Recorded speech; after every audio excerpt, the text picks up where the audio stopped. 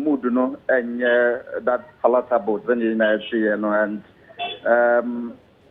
on said who party for so baby one say ajansana bako be eba na ni fie ni so car ni dia train fie for cars ni bi ba e man you room that osan abesin call e bi so ba e man you room na ya ten no of bibi e bi gina no pra no enianom bambophobia hanom yam kwayechi ni ade mbe mood no ensadanye afasa obi ambeso ne mbekasa obi krabo ye pitia se otiase ne amba ho bibia ye be den wa hanom ne ade ana ba ni nyina mo no se ne ya nyina atete papa no gya ye honom no sa vete ne tia mood na yo hano kazi nyanya no mi central for ho nya ya botin ku an ma ye se ibenya teni bi ana busuani bi ama not ne ntiu atre se ne ti ye no emuntre mu pa esen na eba ne sen yanke bia nhemu na asem ya tin atuye yenya ba ku gina yen oyem do party ba mapa yebebisa no obeni ye fra o sen ehfa na ufiba tisia na asem no ote ni sen ye fra mi atu de la session mi wala dade ko to point Mr. Mitty will be friend and I'll catch him say your founder Flight Lieutenant Rawlings on TRCBM. Tell me say no, better me back personally than verify for myself. Until I'm no, and from all indications, you know, my own say I'm your founder no on TRCBM. Was I or a change? We here penny bako NDC ni penny bako ya no so ebe gina hanu me de nse guneti ehwe. Yenya ye do so wa asisi ade central for so jeni penny bako hanom afre ni nyanom ne bebrea o try say obebi o kan bibia trom yembe o yenti asema o pese o ka kire yen ana say we go for we need the final confirmation no what about that is the best thing that makes me I am to say ebeya ada so monko okay it's okay. Hello, Ben. Hello, Ben. Yo, unia, so jeni ba kwa na o ne minia no na e kasa na etwe ben no se nka mi ko tia se mo ka na eni bi odi ahwe me no so nya mi phone grant ko beji atwa twere me se o ka se obi amfa amanie bia be ball entino e be ya ma ya interest bi ti hanom akọ sana so jeni ne ka da ono neni abria oka de ka se kwa no yese emwa kakra ndi wo de nya ye wa ye di ye tete ha kakra na ya hwe ye be koso underground na ye be tibia no ye be ma etiefo na ase tisia mood a wo no. All right, yenwa Benata ewe ye be dase Awusanfo ye ne yenwa Benata UTV Centronia akopie mu Kanega na mampani awanyan baby ko Flight Lieutenant JJ Rawlings ifi na etwe enkomo na nye enije sawra hosempa brechi kesepa na to man isanse ye company fo a geo my Ghana si hono a na kane mampani JJ Rawlings odimu akotene pa ba yeguso de honsem ma wo e o UTV ohima yengo yento so na yeguso ade ne honsem ma no wo kyerese June busome ne da na etoso 9 1979 Flight Lieutenant Rawlings empanyifo ka se nkomu bego so edi nasem no omujai no na de koba ne se asojafo ene timamufuo bi eboni chidom emma obomoden a ekotu Supreme Military Council efi abanwa anase office ena wode Armed Forces Revolutionary Council AFRC ebai na AFRC no na ono ena ye chairman womo ba na ose sebinsem hu de womo nsoso enti womo ba ye house cleaning exercise ene woni Armed Forces asrafo no edi bi bo ho papa se womo ekun atia keta asehye kankan pro ni dwimudie de friend corruption no enti womo ni birimo no na de womo pese womo eye ne se omo bema enkontabuo accountability any probity enhwehwemu fikofiko eye etumi akoso eno na womo de si womo ni so se ombetu ho anamo na omutu sa na mo no ewiye no enom se o omukra na oma amase o betra Ghana banwa no so nyesa sojafo beje oman no aboso nti wa pe no musan ebi akwanya nto o se ene Ghana fo ankasa nkoto aba na yenyi omampani nti no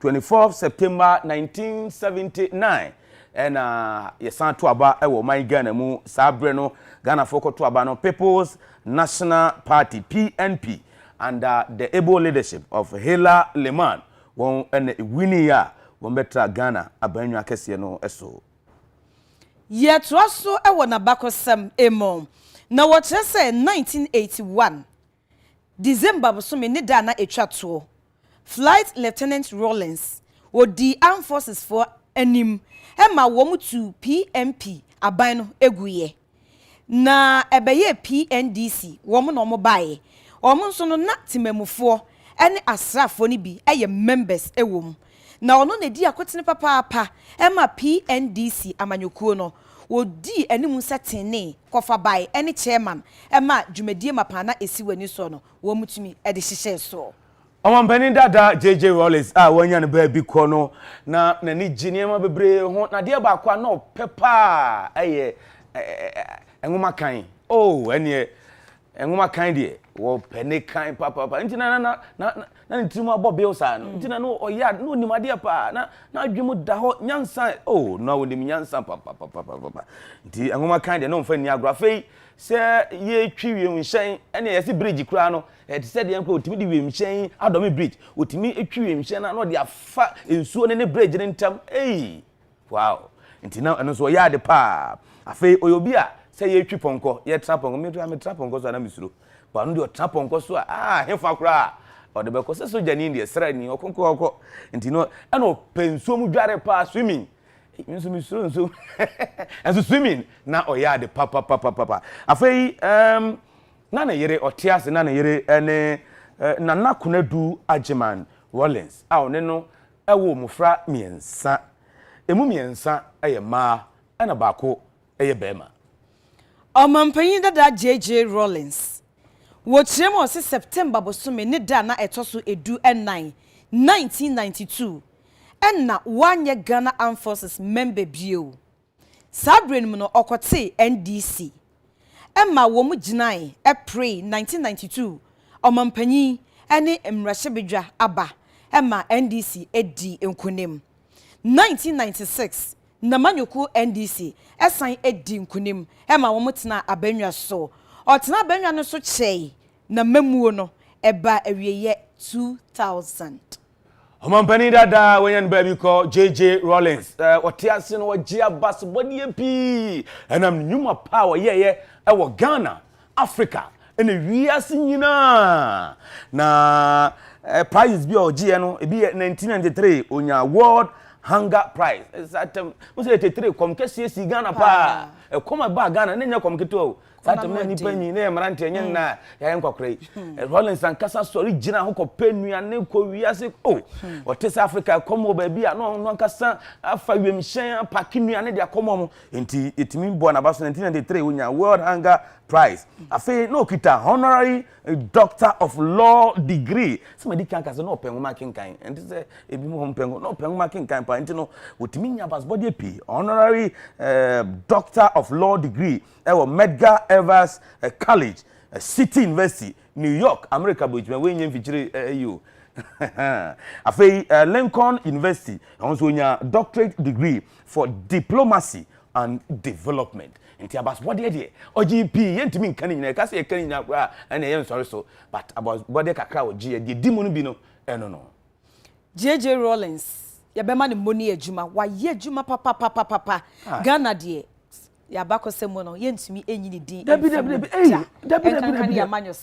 untimi dabida papa je aye bi ono obi obetran so echeye pa o seye wache na na penso so ebreso se wo so okono wa mabasa ye bi na ko betima ya mana so yes America di ba fi so we lose so on ntumo enti oye mane ye fe na bakosem no ye boni din bia ebe boni din enti bongo ye bekan se oman na kuno do Ajeman Rawlings ne mma NDC se party ye nyina nsi mi se mi so na FM Rawlings wow he se ono sa tem oze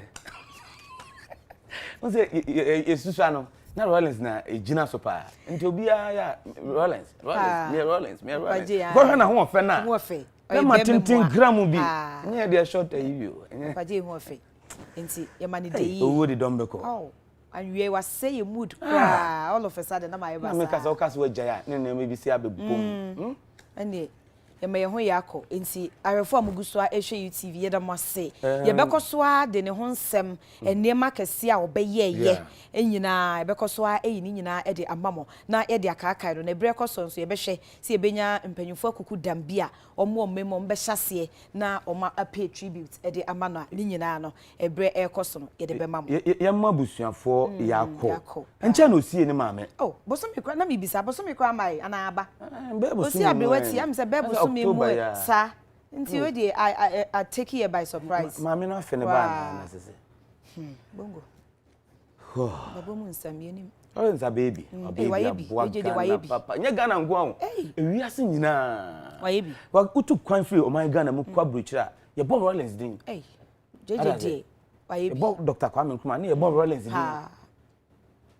Jeje do something before you die nti afede ye company fu a etu ketase she proye dream ma omai obinum eye adwuma gold na banu I didn't try say that yet some of us yen smuggle yen you are sa gold no etuto mawo mu say sa niam no sa sika na ebe ko share no nsam no ebe create inflation ama ya nyina anamu amu me sure that I hope what I'm hearing is false. Sir, police, when they are looking up to some of you policemen, some of you are even partaking in this nonsense. Huh?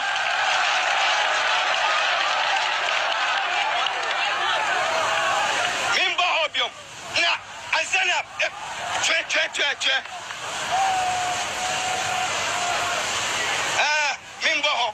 Police no, I don't know go from that on your no.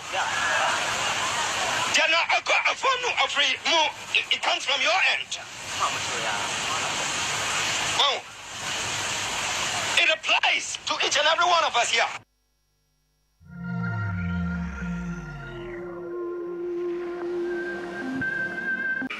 Of our late mother and grandmother, His Excellency Jerry John Rawlings.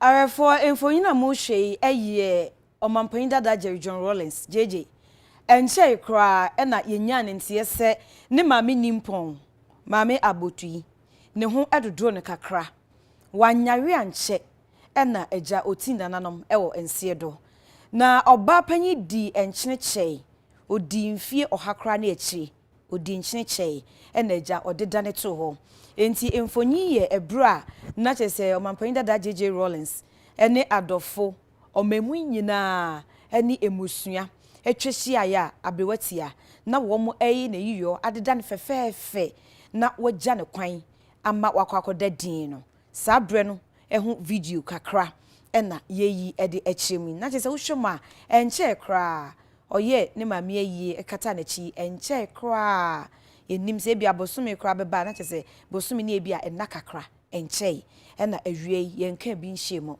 yate arehosema entese enti se wohwe video no ma omampanyin dada Jerry John Rawlings ena ejina ho no enti yenko na yenhwe another video na eno so edem fama mo adi yakuma atufo ma omai obinum eye adwuma gold na banu I didn't try say that yet some of us yen smuggle yen you are sa gold no etuto mawo mu say sa niam no sa sika na ebe ko share no nsam no ebe create inflation ama ya nyina anamu amu me sure that nim wom I hope what I'm hearing is false. Sir, police, when they are looking up to some of you policemen, some of you are even partaking in this nonsense. Huh?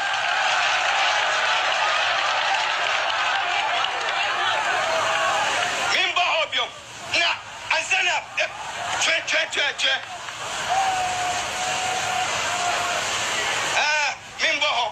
Police no, I don't know go from that on your no. Jana, I got a phone no free. It comes from your end. Oh, it applies to each and every one of us here.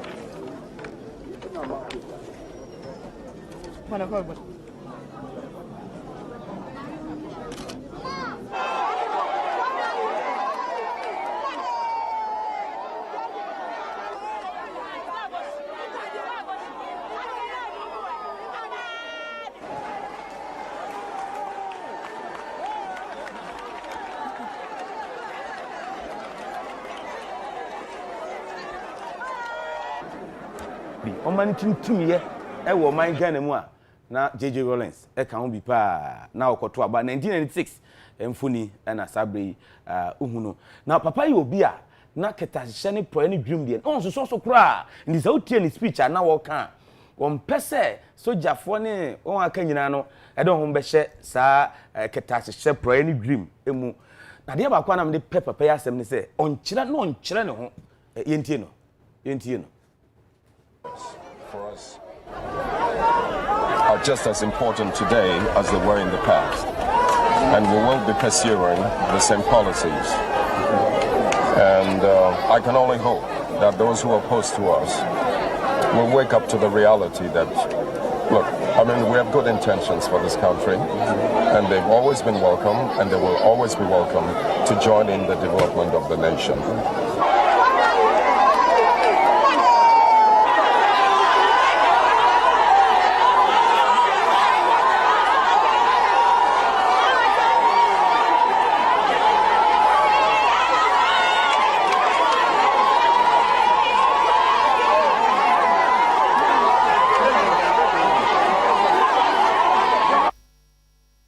In 1996, mampeni dada onyan baby ko JJ Rawlings okoto na ba na emfuni ne ekohwe no na me kase papa yi obi a na wote ase wonkyere no pa mo pa obi asem wo be ka kreduru baby na wote ne ka mu na okofie na traffic ache a wono kase timi sifri ne ka mu na mampeni dada o no akọ na o direct traffic unta hu sa de we e o Africa Africa pa dabi na so Rawlings there emfa no osum ne man isanse owo dosonko edema ne man bongo ade ba kon a omampan dada Rawlings na untumi nye emfini nsem eye charisma owo charisma bi a opie a chese prekase jamadu opie kotia na ne ho agi afie aba Rawlings pie anase nkofo tse nka kekese JJ ba edom magi twi ene chede ebehwe no Nyankopon de che ne keke aduma chede nyame de che no kwa naturally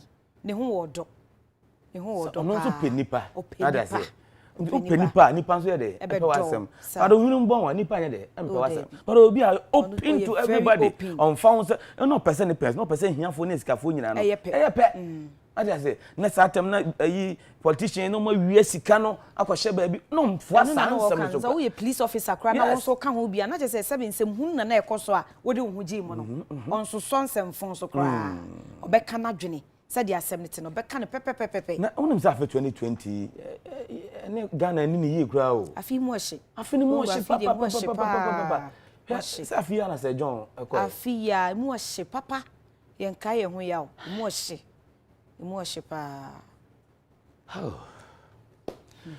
for United Television UTV so eni enewie Ghana yantia samode yamampani dada JJ Rawlings sabri watwa nanano monsie wada ne bonkum so nanane ho dodo nkakra akopie mu okolebu ayare sabia ana wie yi a abetodwa se wakanchene agu yensan ko hemfo ni frɛ we video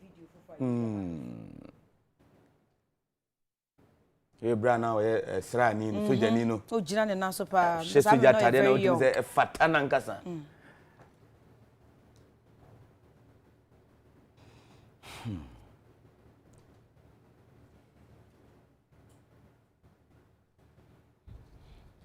say mampani no akwa salai no go bi oba ya yemi kwan ma na so no dey odi life odi so pepe that's not a very young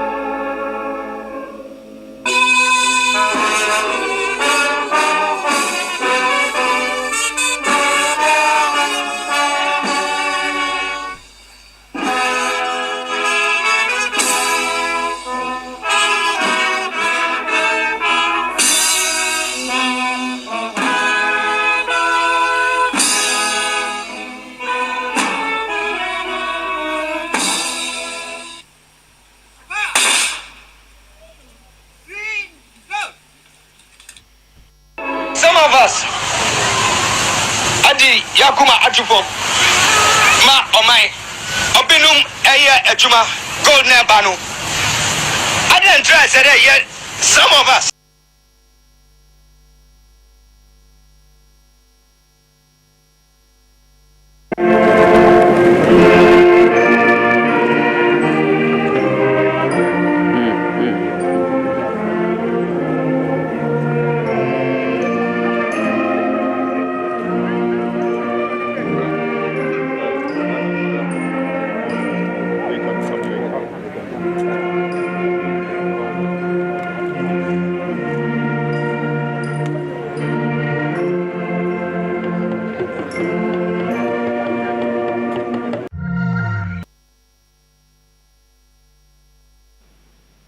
Abusuafo bridge ye kese a abo o my Ghana no ho abobo a na yeguso a yedie na yekwa homa no eso na ni Dr. Edu Jemfi or political historian wo Kwame Nkrumah a ewo Kumase emo na ni doc atwetwe enkomo doc UTV so ni mahai ya minia opanyi wadaruma eba omampanyi dada JJ Rawlings a abakosemo no bibi kakra ben na one yebeche afa ne ho yo minia ya mayina ho ya akọ asemwa atie ewiemu asachira kwan bi so ye wo bebre ma hade ati no mebi asekakra tino openi no nyankopon de ne chewi ase ebra ina yenim no in the 1940s after at least the Second World War leading to the formation of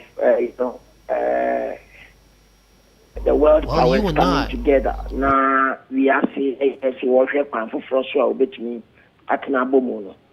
And you know, ebetimi aka say na wo no eba ebra na we are say no just putting it in a global context no human context no bono modern say ebe no we free enra nonko semu ne nhyeso mu ne no bebre mu enti na wo mu bre ene nyoma edi ekire nyina no aye nyoma ede ewiemu ensa kira ye de baaye free 1947 ekire go 1948 mu no ana abeguni se omanfo aye Ghana fo free ase se wo bo ho so akokoden aye se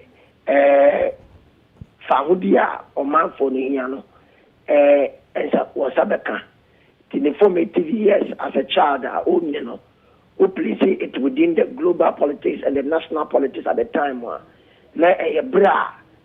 Party formation, of course, we are here than one year. See, or the Kuku School, Korea, now by 1967, and I just say, will be women, or Sandy Kura, military team. If you have a Pemahan Crown, you see and Crown, so obey a commission pilot, opening meaning, converted a speedbed trophy. A man, you only say, a padre, a war, opa, as an Air Force pilot, to me, a day, we will shine, a dear corn or the enemy be brave. You say, exigencies of the time, and you might also Ghana at the time of his birth, and then the bra or the baby Aminoano, and also the baby Amimono. 1966, a 10 of event Ghana, and Chroma or Sardi for First Republic, no, Ekuye, under Ankara, Yenimino. Now, I feel so. Ignatius Kutia champion, Albert Wasso through another military action near the General Fred Akufu, SMC, Brenia, Diana Montonia. Won't do Median would disabling now in this 1960s, no? Now, and so Rawlings as a commission officer, no? Now on yet to thrilled and excited, and also a new Diana, and the Conyo man, a Koso or Memhania. Now, at the back one, I will share back on some if they won't come out, but we say, na a idea, who he upon say, war rising through the ranks in Ganka, by 1978, or baby flight lieutenant, no, but we say, and no man a Koso need to go a far a Kufunuma Banso, and then your man a Koso, and a idea, say be no name, now you can afford to be bring 9. And I'm 2 years. Sabreno and the Senka, Ubetumi, I was with your maybe Masachera. Then, Opa, a lady to initial coup d'etat, a bit failure, a manka, Opa, the first appearance leading to death because court martial try no, and Osekukumwa, Mediri and our train said, they never call Uphobia Kukuno. And I'm executed. Now, so when you say there was a 10 of event for June 1979, a day couldn't be a the Breno and the Ghana, a Srafwa, with 2 and among in someone Rawlings during the court martial, a people or man for the trim on one that Mishuna or then a ball in a catch for our holy gods, our Brennan, the Tekahon. Now, a pushing ideological philosophy into social equality, egalitarianism, the move, San Commodian Nano, and Casa in his econo, and Asrafwa, now what J. This Abren as a him, a Timisachra Boagano, a Kawantuma Apamano, a Boa opening 4 June 1979. 3 Kukumu, na could do a buyer, ma Utimitu, Asrafwa by. Form a 15 member AFRC Armed Forces Revolutionary Councillor. And no day or minor ABC the head for. It women set third Republican by under on the watch. Patriotic Patro Mitiopa. The Republican by under opening Rawlings. The Penny Rawlings Abresso, September 24th, 1979. On the share, having stayed in power briefly, or you saw better transition power to a friend saying a civilian government, President Dr. Hillary Lehman. Now, so 31st December 1981, said this in Nuano, or rather, power as also a transition through the NDC. Also, a buy a son, so on, so your secretary, Shannon Proye, no matter can work also, Mamon, so now, and share a manuama, and to me, under the same social equality egalitarianism ideology and that any idea no as you say obetumi abedi to me no for man for because I'm say won wonyane kasentwie kasetia no kire say ne kuwa di kan ye no na ya bia ofo aso essence wo di to me the free asra for aban mu e de ma civilian and come so na democratic tendencies back to us now so anyoma na koso any idea no only say or some so bio based on the political exigencies of the time. And, you know, in the second coming of President Rawlings, December 31st, 1981, PNDC, Tlekaswo, Ankasa, a moon some enemy come up the breeze, and send the breeze at the time of his coming, especially when he took over. And then the breeze here. That period, you know, leading up to 1992 and 1993, bra of a former democratic government now transitioning from PNDC, you know, you said, no breast one, and we are seeing on that story of racial, African leadership, baby, and the Abuawa mind, structural adjustment policies, economic recovery programs, the kind, and the question of privatization. Why that first one? You bet to me a set a month for a bibliomua and Ghana would do a DMU. Ama to me, a covier, Ama mine to me, as I found it my big family. Some of the Corso, Sabri, who don't go for the consumer to a UT. Branch Papai TV or Benum, and then for the brain. We are cracked for our nominee or the county for the brain, and then opening a Dijuma. One that I never 2 years, sir, or to tell me so the head or Manus Swano. Around this period, you know, across the continent of Africa, at least in the 1980s, a lot, at least not less than 11 coup d'etats and counter coup d'etats. And then some attempts at insurrections, in coup d'etat. Openeno, and the show, we saw ceremony here, and the collaborating last year, and the acquisition. After other than it to me, and I saw that sister Abanimu, all retired as a military officer, flight lieutenant, now about the civilian. Now, for me, on 24 hours, for me, the National Democratic Congress, a winning election under the 4th Republican Constitution. And one of the this is Ghana 4th Republican Constitution, Akofabai, and your opinion on it. Now, on no, a bit less, a brand 1 year, you know, and you'll be a man committing a swamp, and you'll be on private in contemporary times, so the also a bit every year constitution allows our Tara in which a Cote d'Ivoire and the cat come across Congo in the Caton. As you tell me, sir, and I'm on tour, opening Rawlings, Yamafana crazy, or 2 years in 1992, the Judicial Ocean African history, encounter contemporary history, Sana Montino, Nelson Kokra, Sankophobia to the fool, so one of this another. Nipe can wish your crowd so you credit to crowd.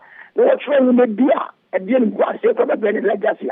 No person say, leader and you'll be able to keep put him together. 5 lieutenants who keep intellectuals around him.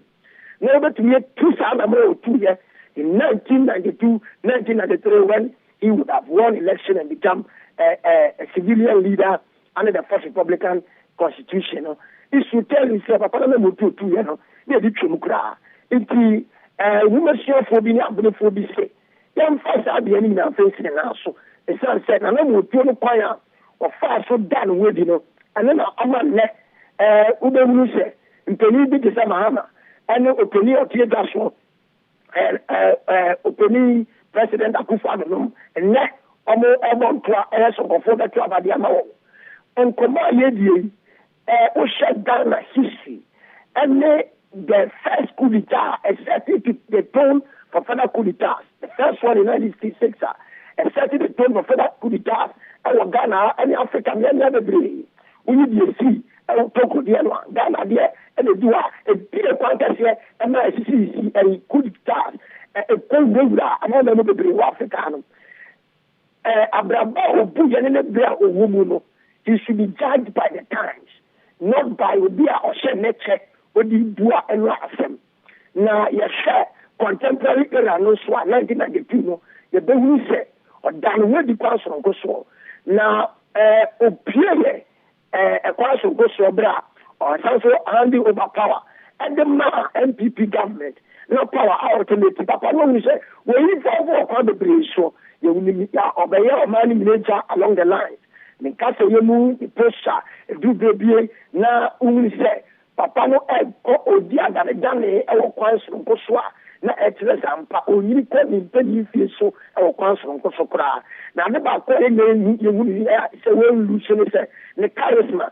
oni beka se ne charisma ko fa so e kan ho ani se dia onyankrompon esi yo no ne so bo ne na ho keka no e ya bibia e ye so kra e tamia se wo yinkroma ye nye obi otumi keka no sa e wo Ghana ha te se ni pa no be diri se na e ye da ta re ho sem na na mo to otubesi na e kire se Ghana ho nsusie me diri se abakosem e be kra no history shall absorb him.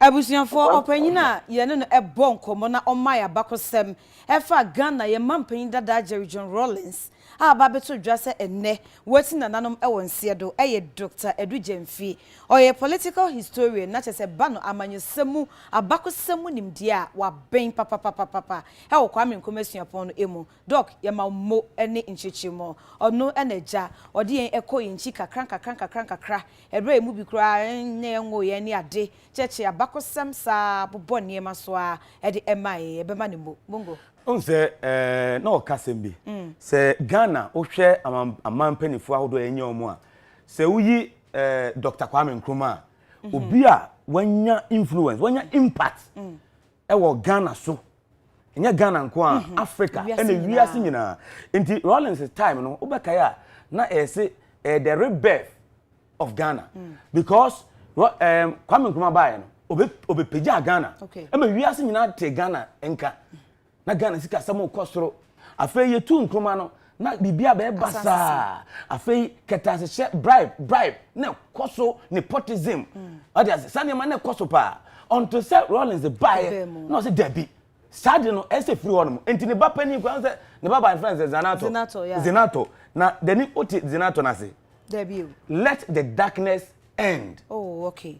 I said it. That is it. Satem na esuma kata Ghana so ketase sha akoso proye ni ade nyina no Rawlings mese sa ade ni twa nti no de ne ba nto Zinato no let the darkness end. Oh, okay. Na efiri ho Rawlings time no na Ghana san be pija ebiem e say Ghana economy un say ekoyie bibi ekoyie wiase nyina te Ghana nka say first no na amom ya amanyofo no mo wia Ghana sika no say Rawlings buy sa de nyina to be try and Rawlings there wanya impact our Ghana so and wiase nyina wasan apeja Ghana edum pampanso bi a say wiase nyina we say Ghana ejina na so pa enti oyade pa yo yeguso ay bon komo ho ka be fa mame anamenko ayengo okay abusianfo yeguso a emma ye ho yakọ na yekọ yenya ne ntie se omampanyin dada John Dramani Mahama ugu aproboso enti ye be kọ na ye ne opanyin baako atwetwe enkomo opanyin mahai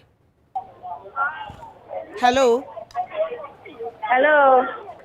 sala mahao mejo so e fi ata o se menka mante won yo na ehe na mo wona asemeti se bae no se na omampanyin dada John Dramani Mahama oje no yo me da se pasa we bisa me na anopei sorry no na bebi o de be saase e yo oboase e ho na o de be saase wo na ye nam kwan so ye bedu oboase na papa ni be gina ho na o de na no disem atu eja no na former chief of staff Julius Debra any stand do we na any press and nipa me anyway omo ben papa ne pansi e ho na omo mienu no e be surround papa no na wo hwe mood ne ade na e ya de excess bibi esi inti omuka bibi che papa na ne nim sisaye sabre na ese obejina simpins na oni ade se ne kata na obejina ho no be 10 minutes na ontimi bie na no nkasaye inti obie na no kata no say asɛm a wate ne nyɛ asɛm a ɛyɛ asɛm dɛ yɛnyinaa yɛnim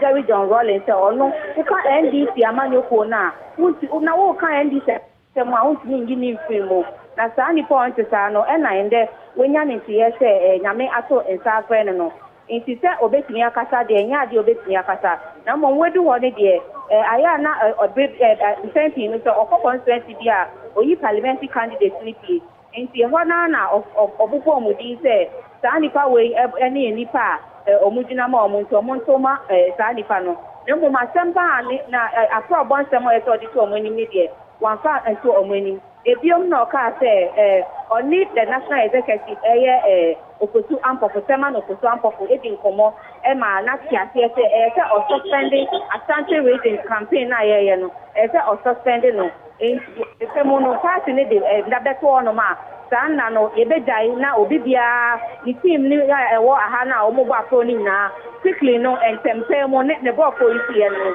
ɔsi quickly no campaign ne yɛgyae a obiara ɛba nkran na ɛhɔnom no nti sɛ ebi ɛwɔ hɔnom ne ebusua Rawlings ebusua no otumi ɛne ɔmo aba na ɔmo ane ɔbɛ bɛdi nkita ho nti ne wɔkasa yi deɛ sei ɛna aba no a yɛn nyinaa yɛgyae campaign na yɛnam kwan so a yɛfi hanom no nkran na yɛnam so a yɛba nti atmosphere ne deɛ nyɛ koraa na former attorney general Madam Betty Modidusu deɛ ɔyɛ ɔba a ɔno nso kɔ campaign no sɛ bere a ɔno nso te asɛm no maame no na ɔntumi yesuso ne mu a yɛde ne bɛhyɛ ne kaa mu enipa ne mu nyɛ sɛ papa no all of a sudden no ne mood ne ne biribiara asesa ne mu nyɛ fɛ ne kasa mu so ɛnyɛ dɛ former chief of staff Julius Zebra wa ha obi biara obɛhu ne biara no na asɛm na botu nipa atmosphere wɔ ha no anasɛ mood a ɛwɔ ha ne deɛ nyɛ adeɛ a ɛte sɛ sɛdeɛ yɛbaeɛ a na wohu obi anim yɛ fɛ obi agyingya up fine but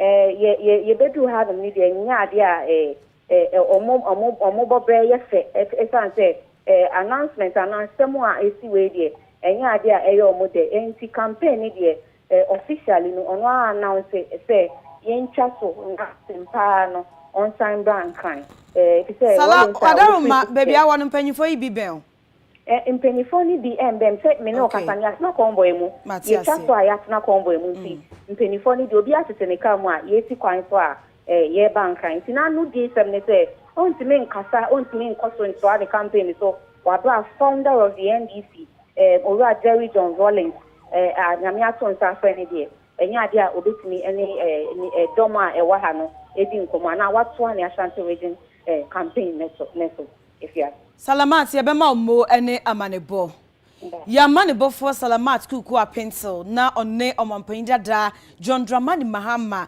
ekɔ apro ɛwɔ Asante Mantam emo nanso arehosem kese a esie ene brechi a abo omanti abeto dwa sɛ omampanyin dada JDM campaign o tɔw bibia watwe ɛde asensan a empanyimfo ni nyina eni abre na wasan ɛde wani ɛkyerɛ enkran mongo omampanyin dada ɔya de pa saa na ɛwɔ sɛ ba no bibia ni hɔ obetumaye ɛwɔ sɛ omugya bibia mu ɔde unse omampanyin dada wanya no ba bi kɔ JJ Rawlings ɔtiase na edin a Ghana for the friend ye Junior Jesus unse na ye friend Junior Jesus na de ntia na ye friend Junior Jesus no unse ewiase nyina nipa bi baa na ye friend Jesus Christ na ɔde nkwa eba ewiase nyina ɔbɛgye ewiase nyina nkwa Satama Rawlings ba na Ghana hunyehia mu pa etetere kɔma ba ye ne ade Ghana sikasem na nyina so na bibia e basa wo Ghana but Ghana for ehun sɛ Rawlings ba no na fei the way ototo ne niema na opagya Ghana economy no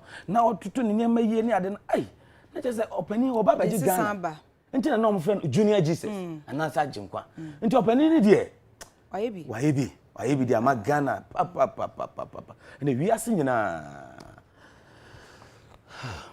Bongo yesan etina bakosem no mu bio ebia na afi na yehwefo bi ede afidie na ato UTV a omampanyin dada Jerry John Rawlings watina nanom ewo ense dom na June busome ne da na etoso aduonu mienu 22nd June 1947 ena yewo no na yewo no ewo zelikofe a eben kita ewo na ne maame efri ewo from Mantam emo ena ne papa de oye Scotland ni dehye enti uhu ne se no te a na chese enye nwanwa ne kala no ne papa Scotland ni de hye na ne maame de na Ghana he ya na owo for Ghana mampani dada JJ Rawlings wie ya watwa nananom ewo nsiedo nti ne ho abakosem na United Television UTV. It's all about you. The emawo na mampani dada wenye baby ko Oko school ewo Achimota school na ofiri ono okunya hono kunya general certificate education O level certificate okunya bi 1966 ofiri ono awunya akwanya eko flight cadet Ghana Air Force August 1967 na eno echi kra no ko cadet training Ghana Military Academy training school Teshi Enkran 1968 March Busumi Emono ye posti JJ Rawlings de ne ko takra de ewo atoe mantam emusa ne course no onkoto aso na 1969 January na opase out say commissioned pilot officer one pass out keke na obon homodin ne ho ha oye smart papa enti speed bet trophy crew ano ojeye se onu ni obi a ba ne se best cadet officer wotumi etu or flyer ewo wiema na chese okopa papa na 1978 ena onya flight lieutenant April Bosome no emo de kan na bodin ho na oyo officer bia obon ho modin papa ewo oni nipa nkita udie emo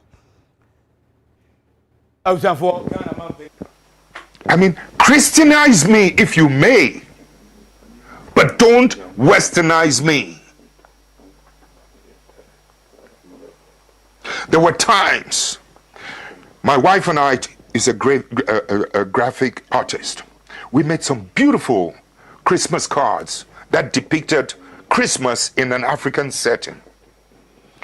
And the Christmas cards sold so well, even with Catholic nuns, white Catholic nuns. We wanted to secure the patent. I went to an office, the Registrar General's office, to secure the patent. Can you believe that this fellow African, Registrar General, looking at my black personality, black face, told me that, no, I cannot. This was long after independence, and that it's going to take about 3 years. I said, why 3 years? He said, it'll have to go to England. It will go to England, and it might take about 3 years before I'm granted the right to that patent or whatever it is that register. In other words, in effect, what I'm trying to say is that, so I have no right to even my creativity. I create my own, you take it away from me, and you have to send it to the colonial power. 3 years later, when they have reproduced it, and I have no more right to it. So as an African, when you're talking about democracy, etc., let's put it aside. Let me bring you to the current modern situation. We end up with injustice. We end up with corruption. We end up with poverty. We end up with the worst possible things. We end up with the image. I don't have to tell you the image that you have in Africa. I don't have to tell you. Please, I know the potential of humanity.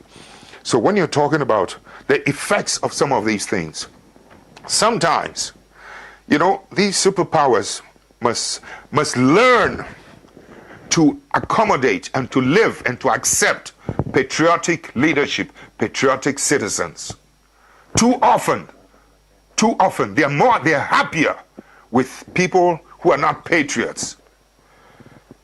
But if the media, especially in America, for instance, could give you both sides of the story as pertains to foreign policies and foreign actions, you will bring so much pressure to bear, because you still live in a world with the capacity and the ability to be able to influence your presidents.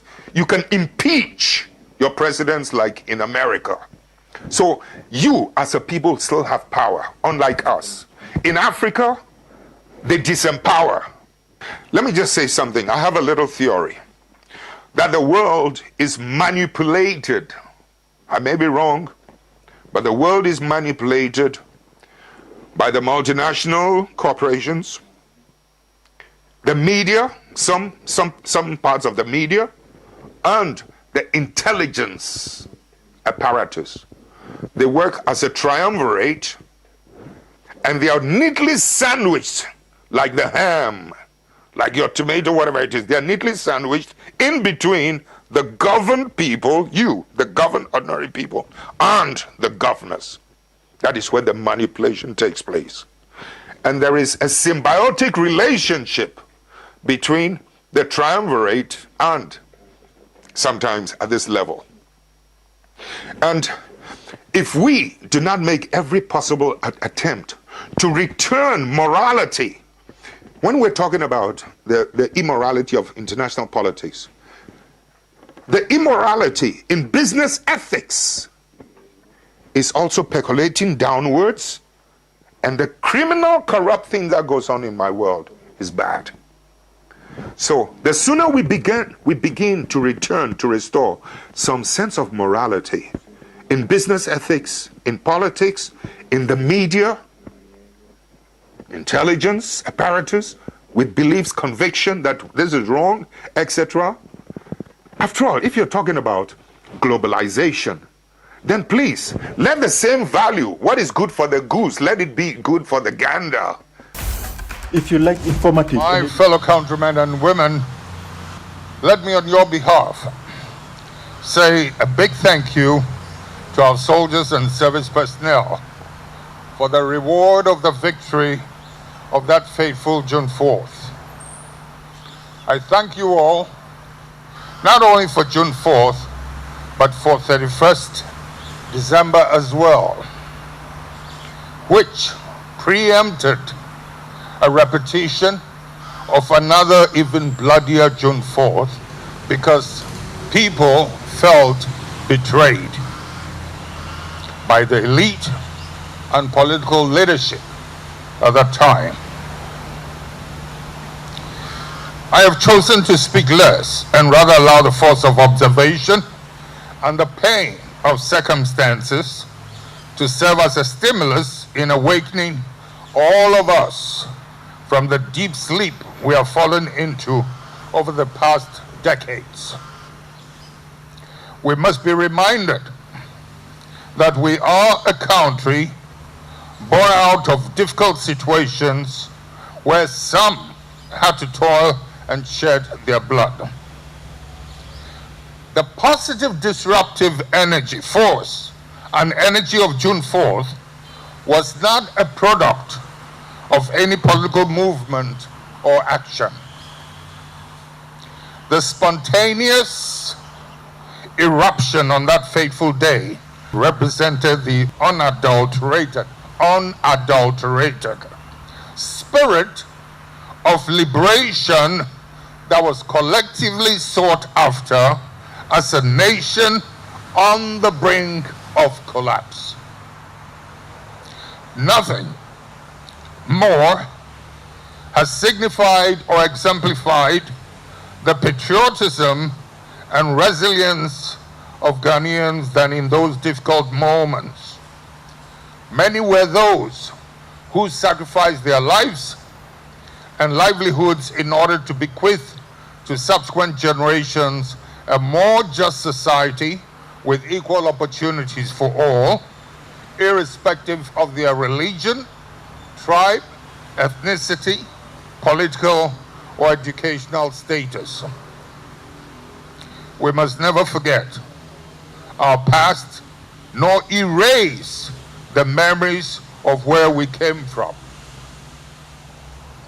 Commemorations like this allow us to ponder, reflect, and re-examine ourselves, our conduct and policies, and to see if these have properly been aligned to our core values of probity, accountability, integrity, and social justice.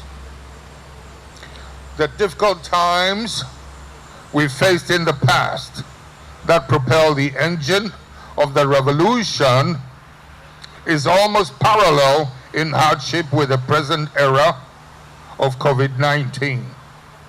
But the question is, do we have the same mental fortitude and integrity that would enable us to survive the circumstances of today's trials? History, it is often said, repeats itself whenever we refuse to learn, most especially from adversities and volcanic and near bloody eruptions. Most of the speakers before me spoke very well, but I find that General Mosquito's speech is pretty much in line with what I have to say, and I'm grateful for that. We have many dedicated and learned men and women who could provide leadership at various levels to the benefit of this country. The very ordinary people in Ghana are not unwise about issues and developments in this country. We are, however,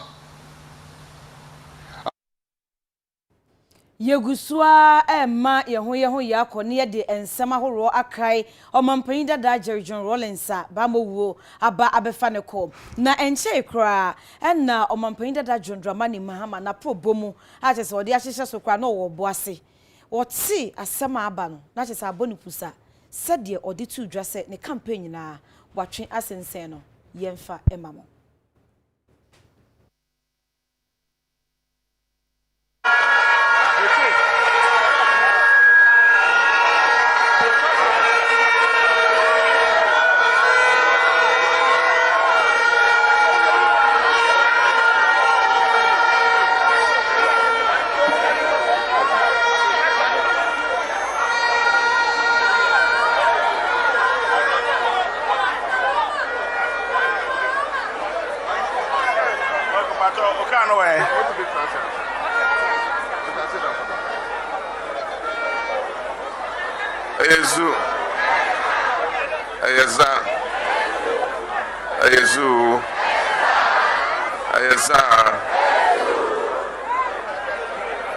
Sarking Zongo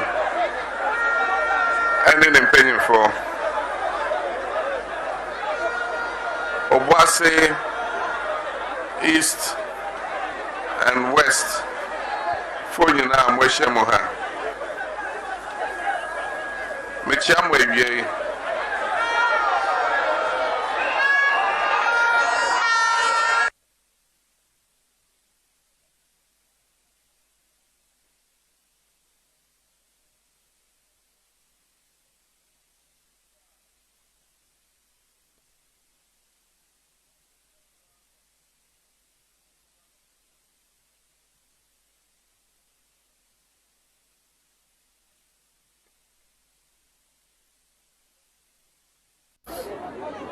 Spoken to our chairman of the National Campaign Committee, and the committee has agreed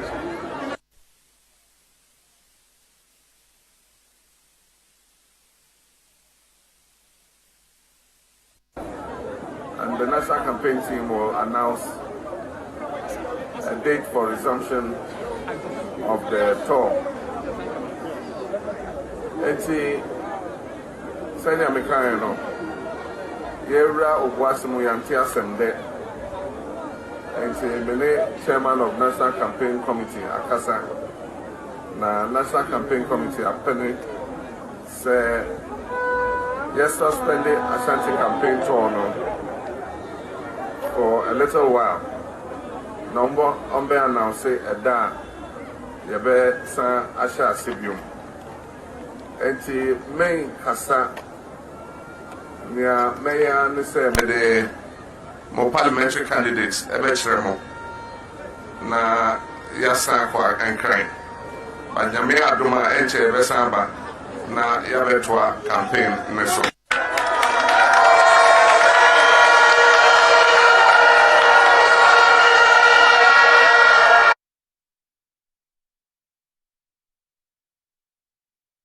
Wey eye omampanyi da John Dramani Mahama na onani abre ogua proboso den e wa Asante Mantam emo enti prekope ote nsem no se omampanyi da Jerry John Rawlings eti nananom e wonse do no na chese emu ya papa a areho ɔyɛ no ho hwea enye ye no se campaign no yen twensensan me ne campaign team ni nyina kasa ɔmo nyina ne me yɛ adwen sɛ yen twensensan ne nsan echi emra enkran ebrepem no ye besan edi date foforo a edi beba no aba betu edwanti eno na yeti for United Television UTV so any Ghana Mampeni Dada His Excellency JJ Rawlings atwana nanum ewon siedo enewie ya na yeta can be say leadership by example pani obi a na wote ase no ono pani no wo ye na mo amohwe no mo ahwe na ide esua nti se ba ne se oman ne koye adwuma bi a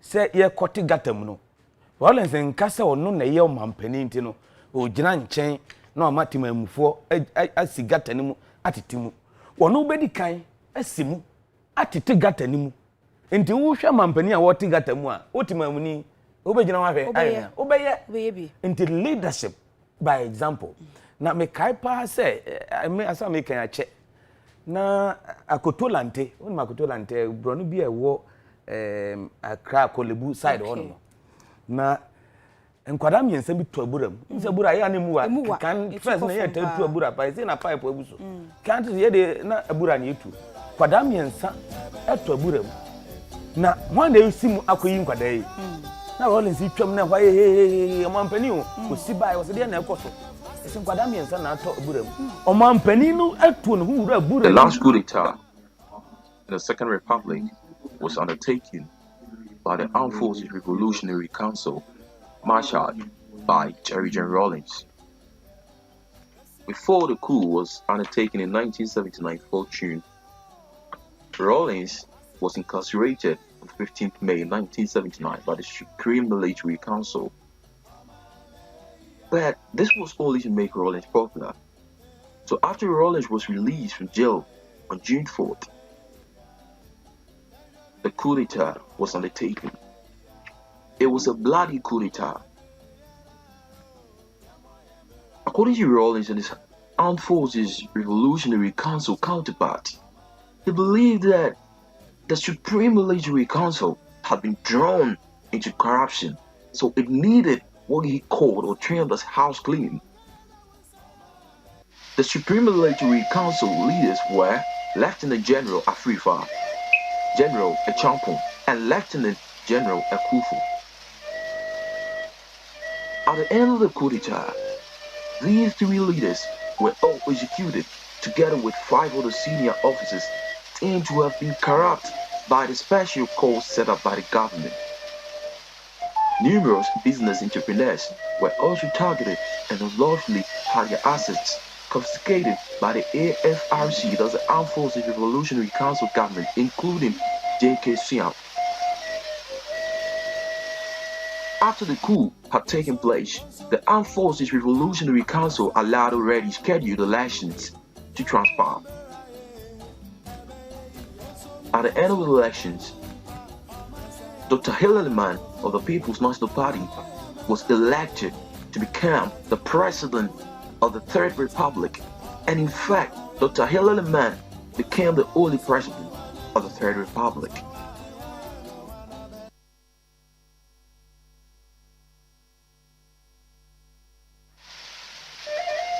One of Ghana's astute journalists, called Abdul Malik Kwakubako, in 2014 claimed that he finds no basis as to why Rawlings and his counterparts, the National Democratic Congress, will like to celebrate June 4th each and every year. Kwakubako buttressed his point by stating that Rawlings' action in 1979, June 4th, in an attempt to overthrow the Supreme Military Council, took about 110 Ghanaian lives. And according to Ghana's second president of the Fourth Republic, His Excellency John Agyekunkwafo, Rawlings' execution of these three men were biased. John Agyekunkwafo made his claims then by stating that these three men, or these three leaders of the Supreme Military Council that were executed by Rawlings' Armed Forces Revolutionary Council, never eschewed any trial in court, and as a result, that was a biased action undertaken by Rawlings. In contemporary times, most Ghanaians who were not born at that time, or perhaps had no idea about the June 4th, 1979 revolution, expressed amazement as to why Rawlings could take part or spearhead this happening or this coup d'etat that claimed about 110 lives.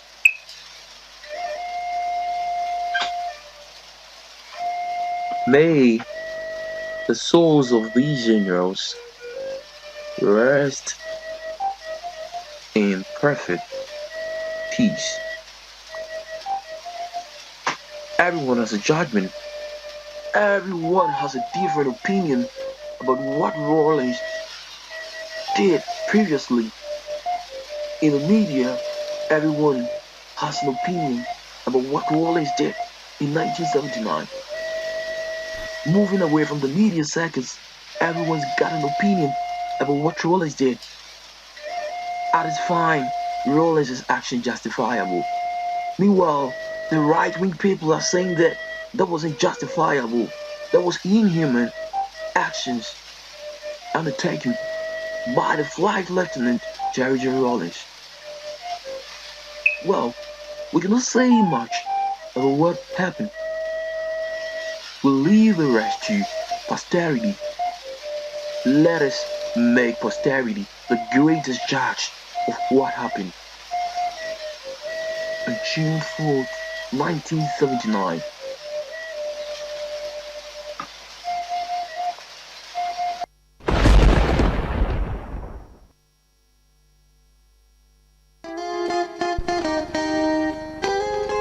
Following a 6-year whirlwind romance between Vicky and Jimmy, Jerry Rawlings was born on the 22nd of June, 1947 in Adabraka. As a child, he attended Mrs. Sam's school, where he developed a love for the arts, playing in Julius Caesar and other Shakespearean roles. He progressed to Achimota School, where he set eyes upon and became smitten with a certain Agyeman sister.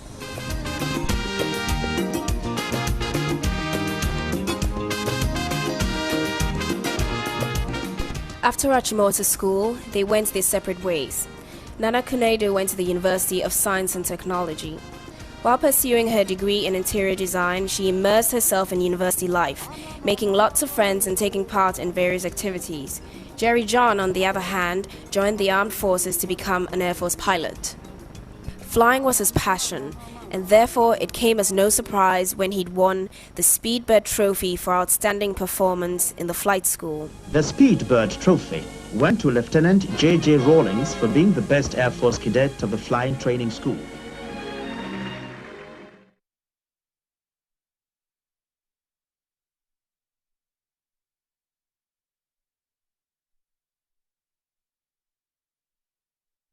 Abusuafo yekwa ahoma no eso na ye ni Brigadier General Nunu Mensa atwetwe enkommo omampanyin dada John Evans Atta Mills na penso no ono na oye security advisor e de emano na ye ne de bebo enkommo kakra e de afa omampanyin dada Jerry John Rawlings a wati nananom ewo ense edue Brigadier ye yakọ Nyankopon adom na nso e and tomorrow is no more. Pacho wadaru maya na ama oneso kakra edi amame. Yenim se eba no mampanyin dada Rawlings a unim ni yie. Eden na obekai ewo wone na setena mu kakra edi akyereye. Mami, good afternoon. Afternoon, Papa. Papa no minimum no by 41 years ago. Ache kakra. Ofejum. Echi me say Papa no ayeme mami negotiation. I'm also a relation of the man. I didn't know that before. Now, Oyobia, when you had the biggest impact on our lives. Now, be a young man, 1979, or sorry, I say, or May, Ghana, May, young money. Now, or Besse, one bus of a woman, So Chelsea or demonstration say man there course in ninja so 15th of May. Nemo so jim campaign for chief of staff. Never pay the chin. They are trying for committing one of the serious offenses in the military mutiny. Any woman in the soldier force in Bofano officers in Bofano say one penny pay in Kukum because no canon something which was in their interest. Now, Major Boy, look at Major Boy, you can be out in any others. The Benny, the now Mutra Banugui. Mutra Banuguya. It's a bad idea. Nayama. At the first in our life, the company for bombing out for Tishi, the Pamochi. The four Bahamian and some head of state, Afrifa, Akufu, and Atamakan. They have known him for all the long time. Then all of a sudden, like a baby. It just tells us, all of us say, we are all mortal. Meet you when you get a new and up in the casa.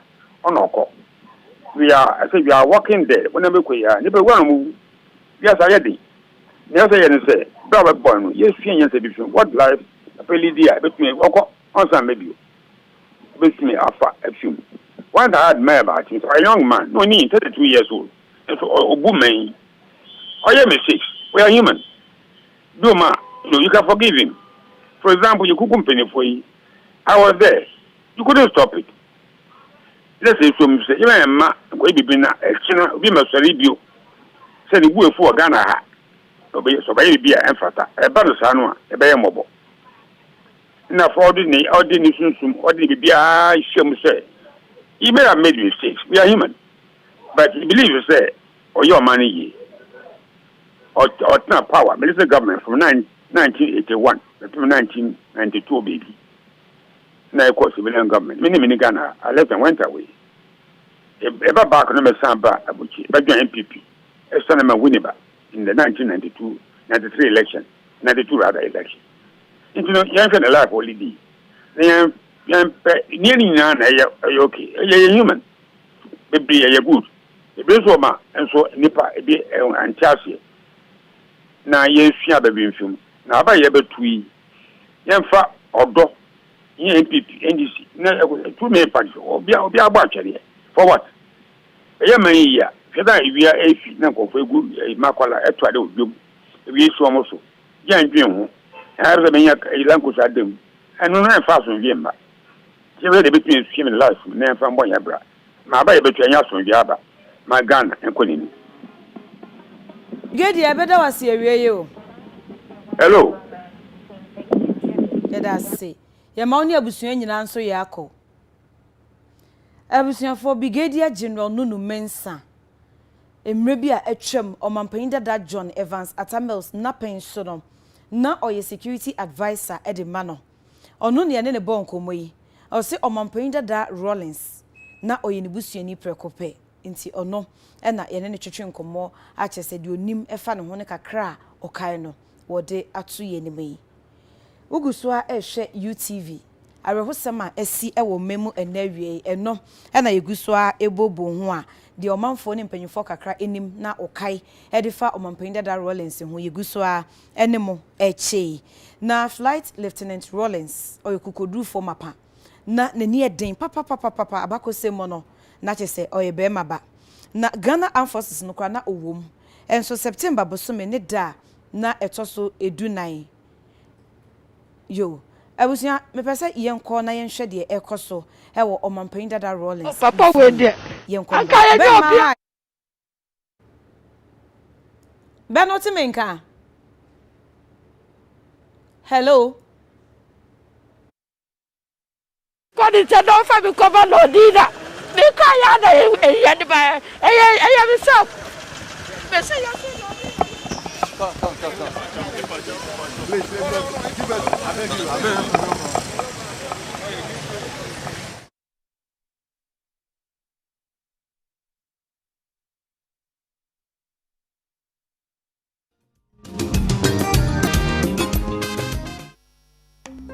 Two years into their marriage, Flight Lieutenant Jerry John Rawlings, like many other Ghanaians, frustrated with their deteriorating economic and political conditions, led a mutiny against the military government at the time.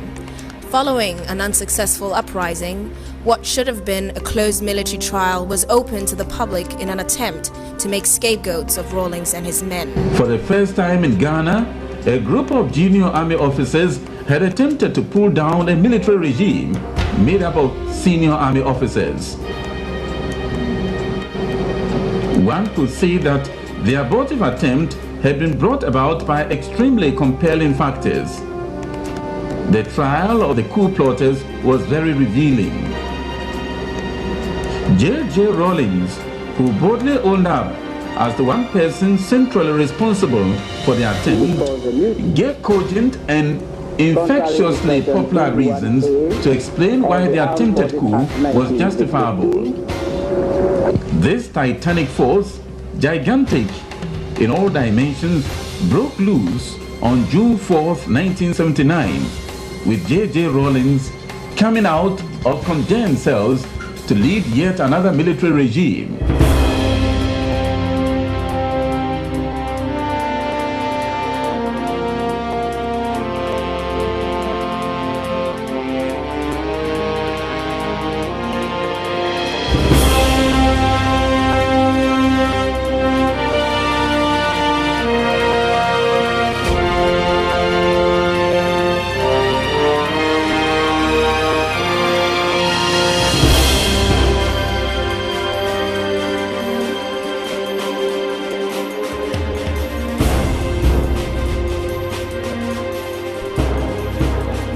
During the AFRC's short stay in office, they underwent a house cleaning exercise of weeding out corruption in the system.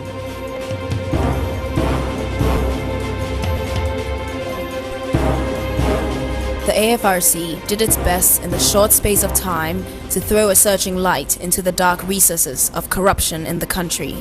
After 3 months, they handed over to a civilian government under Hila Liman.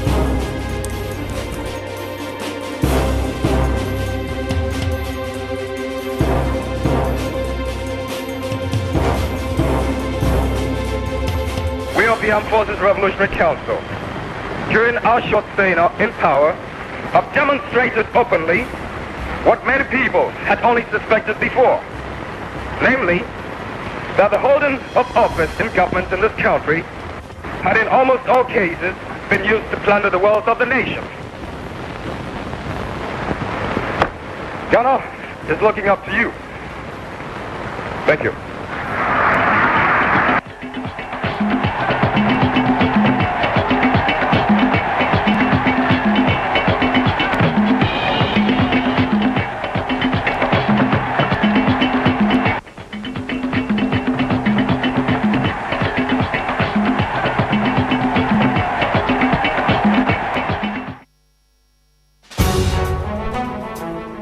The political and economic situation of Ghana did not improve, and by 31st December 1981, the Third Republic had been suspended to be replaced by the Provisional National Defense Council, led by Flight Lieutenant J.J. Rawlings.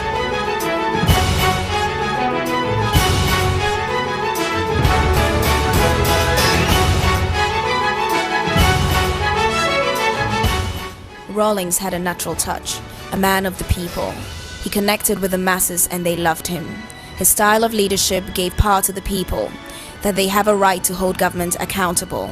In his usual hands-on approach, JJ and the PNDC mobilized the students and professionals to join hands with the masses in rebuilding Ghana.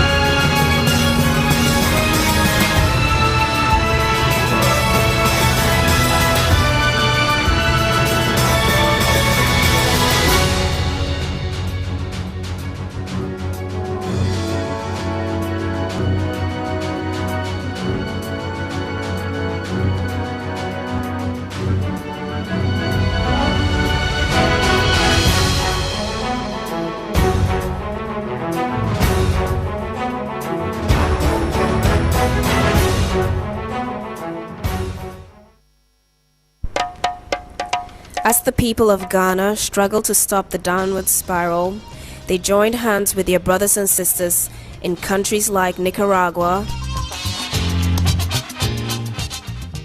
Cuba,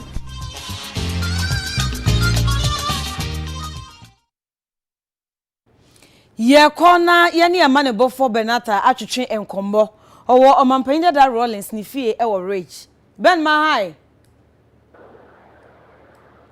Hello Ben. Hello. Baby awujina no da na ekoso. Yo, me no ka say die sani edi nka kire mu enkane no. Ye wo rage. Ye mampani dada Jerry John Rawlings.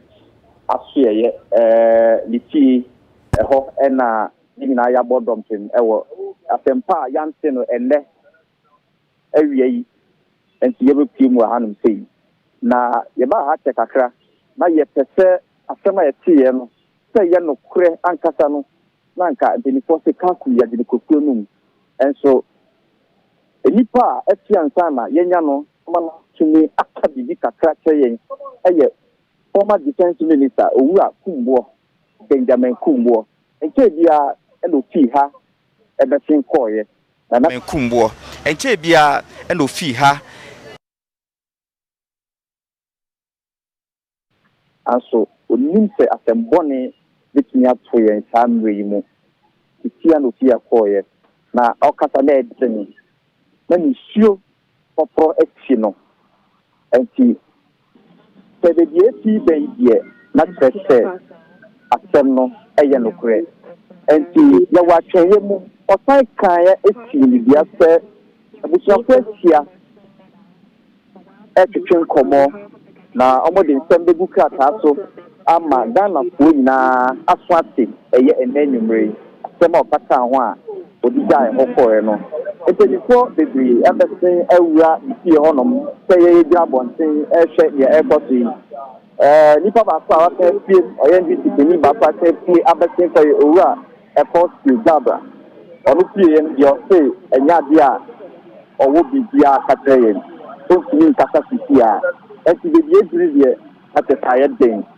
ekweko kakra ba ha party for makoma ba nipa ada mo adi wa hanom ye omo muti moto nkakra kren omo so be bodom mo hanom a edi mo kode be du mu da so e hanom sei yeni anom emba bi e be mu hanom a ejadu a mu cha no enya asem kitoa na ye betese ye ni omo betwetwe nkomo kakra ye bisa omo na bia omo fi babra omo che ka fani ye mame ehe fa na ufi ba asemi ote ne da be tan abreben around 9 o'clock ni ma ko pele na mi sambra ni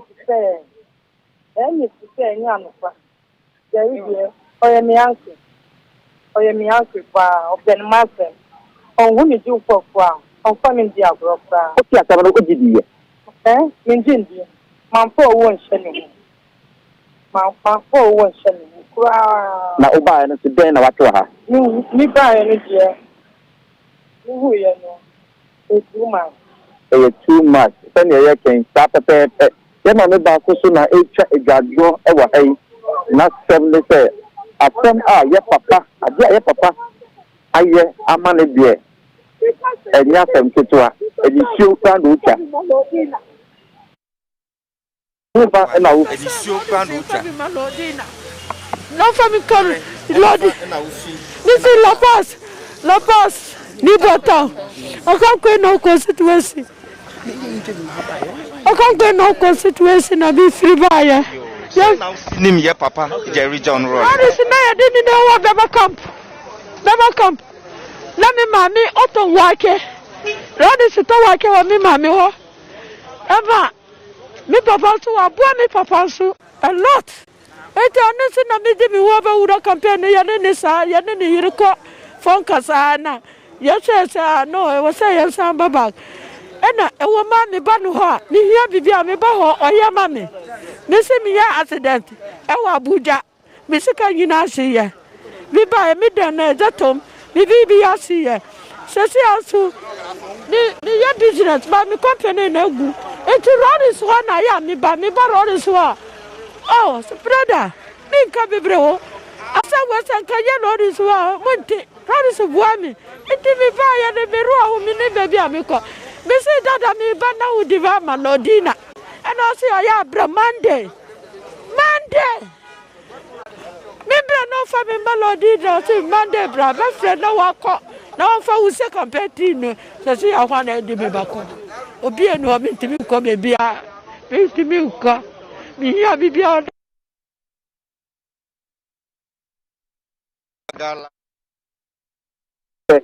So, after me, okay, the same. Na, what did you okay?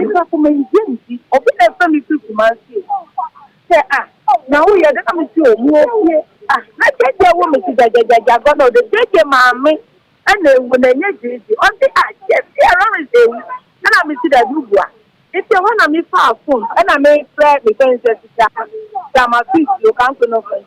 This time Ellen, I am for no to of the of confirm and Sana, why they or the other house. It's not to confirm in so after let me say you I want to make a little one, I thought when they did after no my so long. I don't so yes, you don't hear no woman here, you know, over. Then you know you're over for me. Maybe Papa for the long. Oh, and I may say, oh, one money here and I no one said, who could be the king them? It's a bit my enemy see that also some other do. I intimidated you. I will say, no, grandpa, yes, Papa. When you exile, when you want to talk.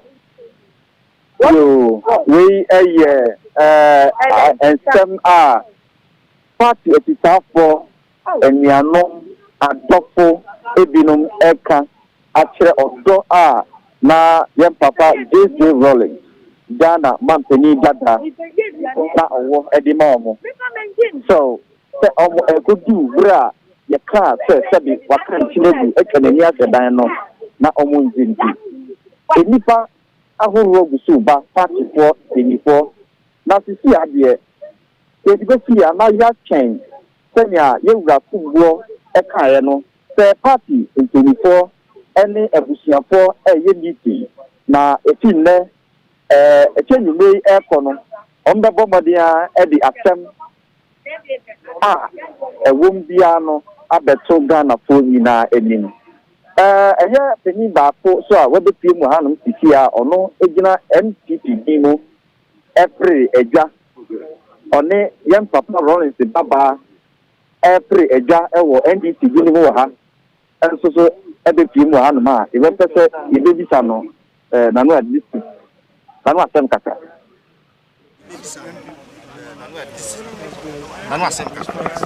to the Rawlings family, and we are going to suspend our campaigning activities for the next 3 to 1 week and to mourn with the Rawlings family, because as we all know, the man J.J. Rawlings is an enigma. His personality, his style of doing things, his ideals has colored the Fourth Republic, which is the longest republic we've had so far.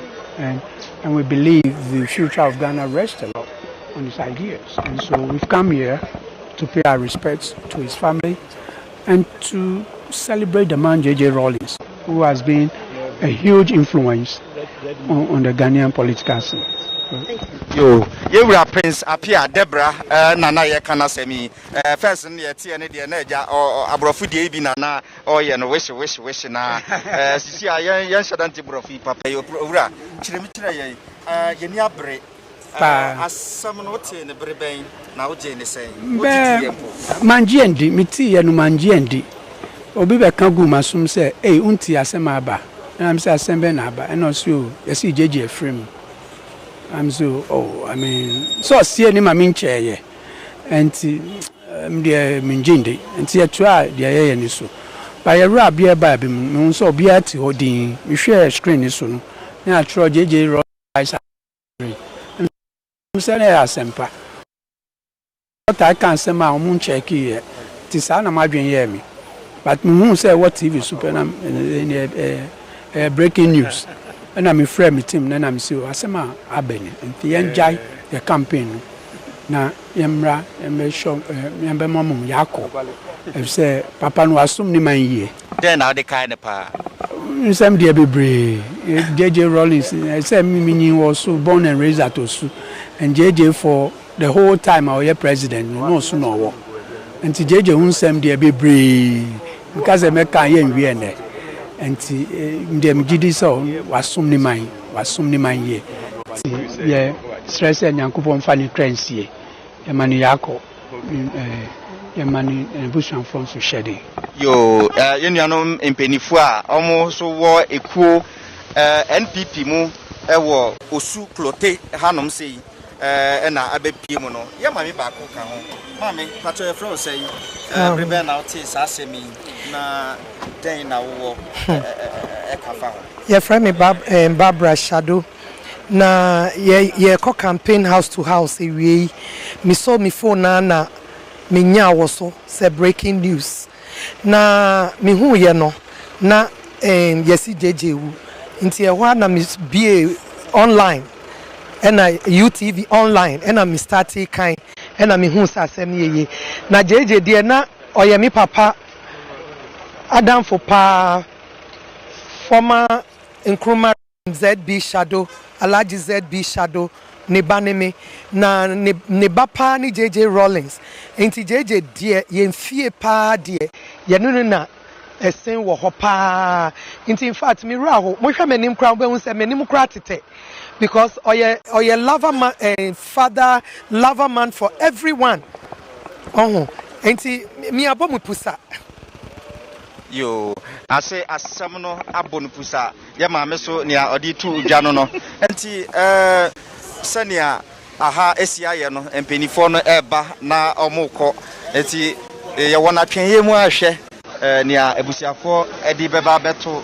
empenifo anim ye nuanom moto riders a ebepie mu wa hanom sei no so omumu binum bebre aboje tenku e wa hanom sei apake omu emfidie no ni ade e wa ha enti ye betwe abɛn na ye bisa bra omote asemi na anamon a omutuba hanom no ne na omupese omuhu na omote epenifo ye mama ha eba UTV so yo attention ipacho from mami PRO nkasa yo PRO ipacho ye frause medin de akwana basolo yo brebe na mote sasemi na den na hyem eye nkranse ma mo a mutumrika ba hanom sei ehu se mabobodo kem e wa hanom sei pacho anapai na ye pese ye boa ye ho as motor riders na ye nwoso nkran abonten kakra eno na free hohoi ebae last week ye call other regions ntina week we adwun se enne no ochena de ka de ba sheki nkran abonten kakra ahomache na ye bo na mo sheki se e wode fa kwan so ama obia hu se NDC kasa mo ba o mbe regularize okada no ni gisem na ye de ye adwuma ye de ye rally ye de keka sa asem no ma no kodan so obia nto aba ma NDC no mo mbra mbe regularize na ye ne police fo ntemo basabasa no eto ntwa okay na brebe na mo de ye papai JJ Rawlings asemia hu se mabo chenku aba ha no brebe na mo te o anapai be 9 hono 9 am hono na etie no na mujidie na mo ba ha no so mden na mo hu asisi akura ya mo bebre njindi me amegina me njindi mpese me hu se ampa bibia ne ana me hu bibia be dia dance se papa na wu me njindi se Rawlings bet me awusa den na odi kai ye papa JJ Rawlings me kai no awo ne ma bebre mu me kai 92 Professor Dubu ahemu nyina ye campaign trying to say one be o mampeni eba 96 the way a oye ne campaign emre bi mi hu no TV so na me swa na me hu se wo hye soldier tade na o hye gata mu na oyi gata no saade no meti se wa wuna na saade no bebe mu na me se o da be na be nye panyini a on tena fie nsuma nkwala se mu nkoye se na obedi omuchi akoye saade no saade na yo ye papa pacho so odom ko ibi ana se oye behwa adini a obaye me don ko no bi brebe na wote asem me deputy secretary of the Okra Riders Association eno kura na ye wa bonten e frozen Fatau Dauda Bansi so na ye wa bonten ye ejuma ti she wode ka me piero de ka kire wono So I want to information no. I have very sad news. Am I now? My friend party in Pennyphobe, and I'm what me a rich ebusian phone be a moment to me. And I can was in Beatremo between the Achana. No, cry, yeah, fair party Pennyphobe. So I cry boredom echo headquarters. Call Honor and to me who say I'm part the economy. So as I yentem ebla ha everything there then now the Kaya Papa JJ Rawlings. Hey, Obianim Papa no de Papa netimi ye, ana de Obianim de why den, why that? No kra papa otimi koni baby a traffic timi china wa otimi stop na wa direct traffic de otimi say vision na wo papa netimi de nya ade bia but ade a wo dam kuma so amet ma de akai papa we pa I 1992 constitution no. Wow. What then about it in our kind? No kra otimi say oye nipa bia otimi organize nema a motimi traffic constitution ni justice a sisia constitution na nyina Ghana for etimi use ane a ye ho toye. Yo, ye better was say any near one ye ache. And ye nuanom bia ebe piemu wa hanom a ye neomo twetwe enkomo na ye de bamo ewo UTV. So live from Rich former president JJ Rawlings ifi ewa hanom see. Enti senya ye woman ano. Obi bia obeti asemi no na abonu pusa. Na adofo biba ebi ko ye wa ha ye wa twenye mu ye hwe ne ebusua ye hwe ne a NDC party mpenifu a eba be kan yensa hanom no asem a omode be ma yen na ne omode be ma ye bi asoso no ye be ma ahwefo ensa aka sisi ade obehwe mu hanom a yes ye nuanom sentrefo ye nyina abodompem e wa ha party for so eguso ba ebusiafo so eba obi obeti bia no na oba nipa ne bebre ne nkomodie mu no omo kirese omo ti ye kra no na omo njindi but sani awie mu na ne omo ekọ no de sisi ano adon on obia se no kre na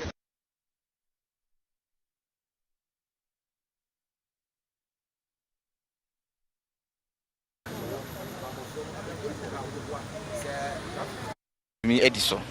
Enti baby a yehwe Rawlings former president ifi pe nie.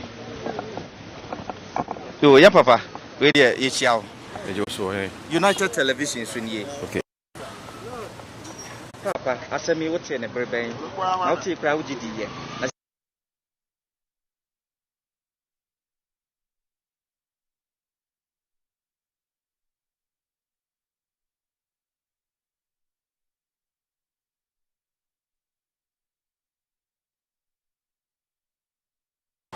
Yedi ka me fa e ma me Mrs Rawlings office me ko na ya tum ti me fi ho na me ba ha na beti se asam no no kre ba se die yewra da na budapi a oye abusuanity no o se omo nka asem bia e fa ne asi ne ho ne mo bedu anwumre no abusuan no be ma o mamuni na ate ne asi benefo sebe asem ba e wo se ne kan fa eti se die ne kan nyina no ye ne ate but yente ye kusise abusuan no beto on mutuo on beka magana ina kana fo ina hu ne asi se brichi abo no se na etie na ntubi ho aso mo yezo a o mai na so ate se betu aka se ya no before see edu amanfo so a na yato ya then na betu di akai ye papa JJ Rawlings bra ye kase oh ne be kai ewra JJ Rawlings de se ne wa woni mu no e mofra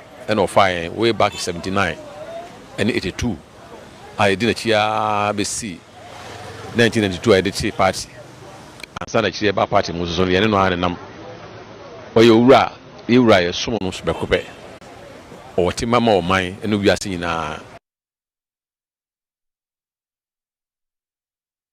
oyo bi a odoni kafa ho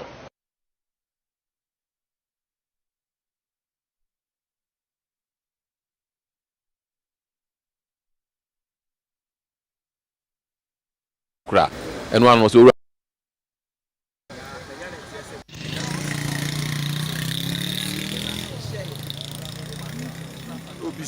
side and say unyame ofane currency Ghana brade e na brade na so unyame nanim ne oye ne di na nhyiranka owura nuama donko ene ye ne ka say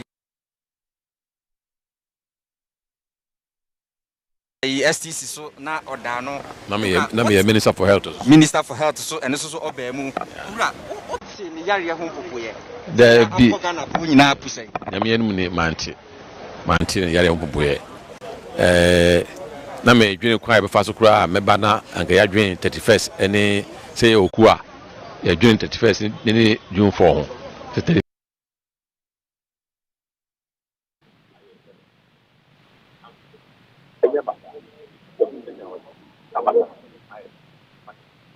Thank you so much. Yeah, but that's it. We are Niama Donko. Can you say to me no? Why Asante Mante Musia for the STC? Wadano na why apomeden sia for so da. Ono enumisem no so edia tujano. Senia mpinifo Asia egusu edi nkomo na omo chichire buano na abusuafo yemfi omampenda da Jerry John Rawlings ne fie na yensan emra studio ha na fe yemfa de yensa ka no emamo omampanyin na adodan kwa ekufuado oti brichi kese a abo omen no ne rura ho pa eye enti odene yakọ ensem ama na omampanyin na adodan kwa ekufuado ni statement a odi pia bontin emonom osi ne rura ho na odi yawo se Ghana ye mampanyin dada Jerry John Rawlings a obeye bidima omemu nyina no enei wada ne benkum so no wati nananom ewo ensiedo enne ye wade anopa nondu ebopa ho sima edu 1010 enna ono omampanyin na nadodan kwakufuado onya ne ntie se omampanyin dada JJ Rawlings na ne ho emfa no entu kopiem ewo kolebu aban ayaresabia ana dokota fo gina ne so ehwe na enso anope ya anyeye ena wode edane eto ho omampanyin na nadodan kwakufu ado se ode yakọ ene hyeden ensem emma aban emu mpanyimfo nyina oman a yewom ya eye Ghana fo nyina oman yakọ ene hyeden Yako ene hyede enkoma omampanyin dada JJ Rawlings neyre kane Ghana ba panyi nana kunadu Ajimai Rawlings ne mma na busu a waje achi ene omamu nyina esanse ebrei emu odin na omampanyin na nadodan kwa kufuado ese arehosem kase a abenti wahye se Ghana ye franka nyina ensi ni trase ensi ni trase na wotwe emua nefua nson ene e franka no ebesi ni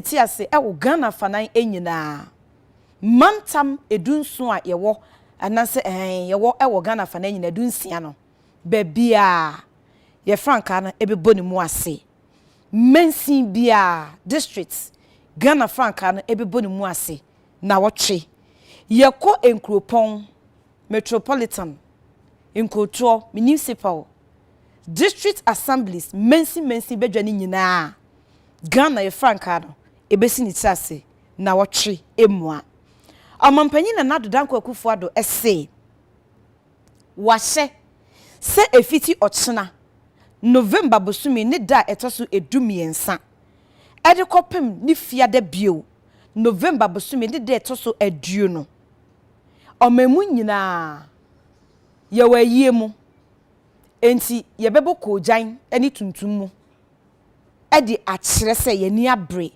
na ye de jam omampanyin dada Jerry John Rawlings eye Ghana fo nyina eni ye de na wotwe esi ho ejam no na wose ote se omampanyin dada Rawlings afri mo no ne se afem den ni campaign dupo kesi enti se tutu enti ono omampanyin na nadodan kwakufuado ono na bedi eche Dr. Mahmoud Bawumia campaign to bia na wom eye omatwe e dia sensen nti sa me campaign bia enkoso e wo ba bia omampanyin na nadodan kwakufuado ese na ban no ene omampanyin dada Jerry John Rawlings ebusua abakoso wa dinkita ho na wo mo de nhihye mapa egu akwan mu na oman ni nyina ayen eyiyo state funeral a ese na efata se yeye edima yemampanyin dada Jerry John Rawlings na aban no nso beto akoso a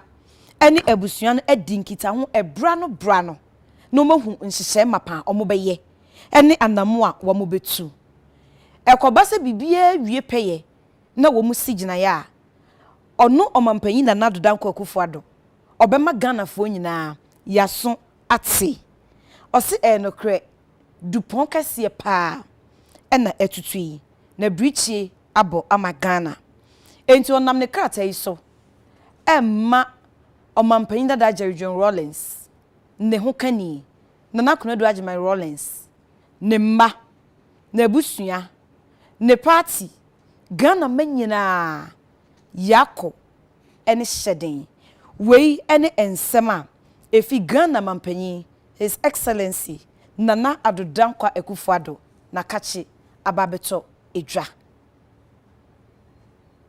Ugusua ehwe UTV ye worship house Abeka Junction enkran na ye hwe omampanyin dada Rawlings na bakosem ene enema bebre a wobeyeye ewo mbemu na ya kaka ho kakra ena videos bebre nso ene egusu a yeyi ede emamo no opanyin no abeye bi pa onye nipa keto asa enti ba mowo abefa no preko pe no na chese ate omamu nyina ensuno mo enti na bakosem kakra yede ema no 1947 June 22nd ena yewo no yenhwe video ne kakra emra.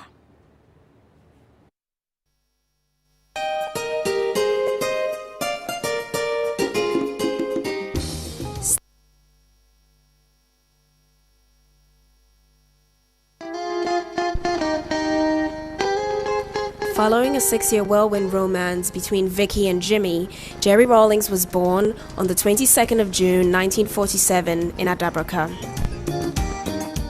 As a child, he attended Mrs. Sam's school, where he developed a love for the arts, playing in Julius Caesar and other Shakespearean roles. He progressed to Achimota School, where he set eyes upon and became smitten with a certain Ajuman sister.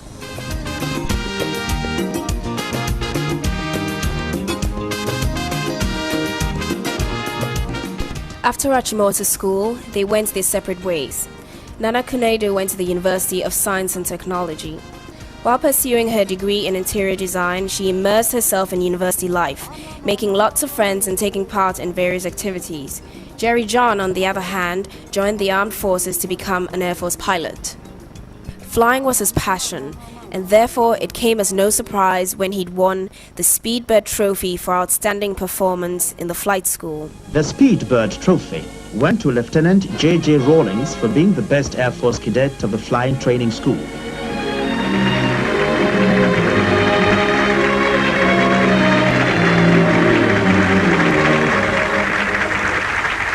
Having achieved his dream to become a pilot, he embarked on his mission to track Nana down to rekindle the flame with his child.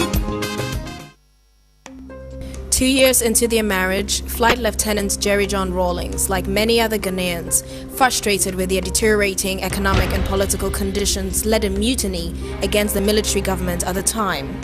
Following an unsuccessful uprising, what should have been a closed military trial was open to the public in an attempt to make scapegoats of Rawlings and his men. For the first time in Ghana, a group of junior army officers had attempted to pull down a military regime made up of senior army officers. One could say that the abortive attempt had been brought about by extremely compelling factors. The trial of the coup plotters was very revealing. J.J. Rawlings, who boldly owned up as the one person centrally responsible for the attempt, gave cogent and infectiously popular reasons to explain why the attempted coup was justifiable. This titanic force, gigantic in all dimensions, broke loose on June 4th, 1979, with J.J. Rawlings coming out of contained cells to lead yet another military regime.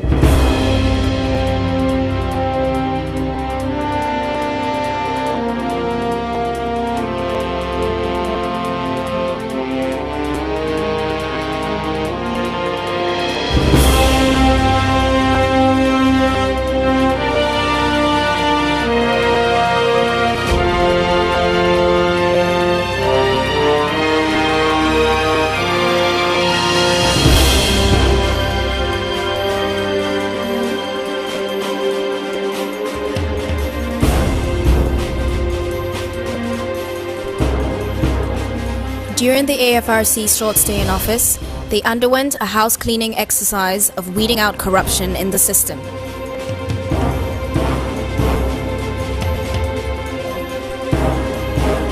The AFRC did its best in the short space of time to throw a searching light into the dark recesses of corruption in the country. After 3 months, they handed over to a civilian government under Hila Liman.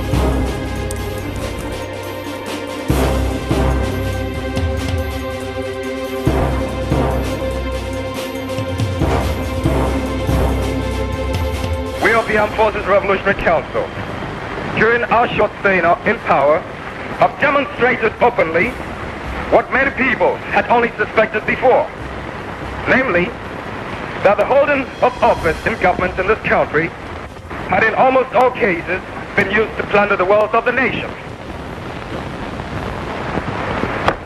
Ghana is looking up to you. Thank you.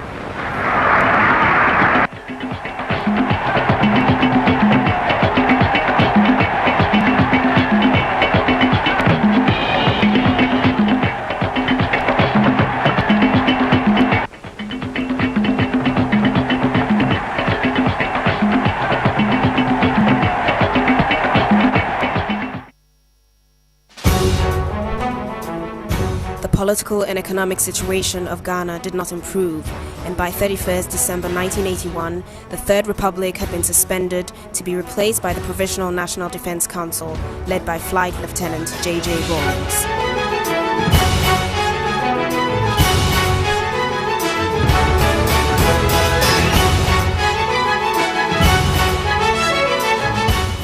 Rawlings had a natural touch, a man of the people. He connected with the masses and they loved him. His style of leadership gave power to the people, that they have a right to hold government accountable. In his usual hands-on approach, JJ and the PNDC mobilized the students and professionals to join hands with the masses in rebuilding Ghana.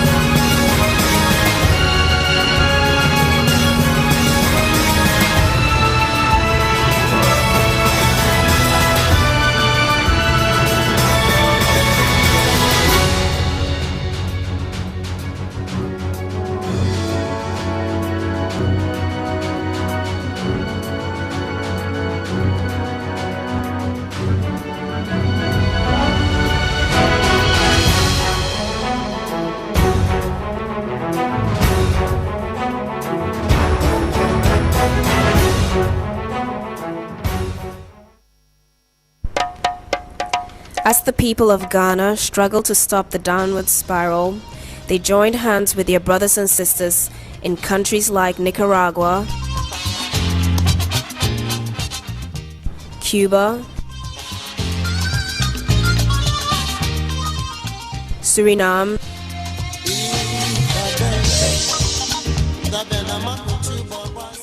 and Burkina Faso in what came to be known as Solidarity in Struggle. As part of his visit, he received the Jose Marti Medal for World Peace on behalf of the Ghanaian people and also met with the Ghanaian students in Cuba. The chairman receives the Jose Marti Medal for World Peace from President Castro at a solemn but impressive ceremony. The award underscores Ghana's commitment to world peace and solidarity among nations, particularly those that remain oppressed and degraded by poverty, exploitation, and unprovoked aggression.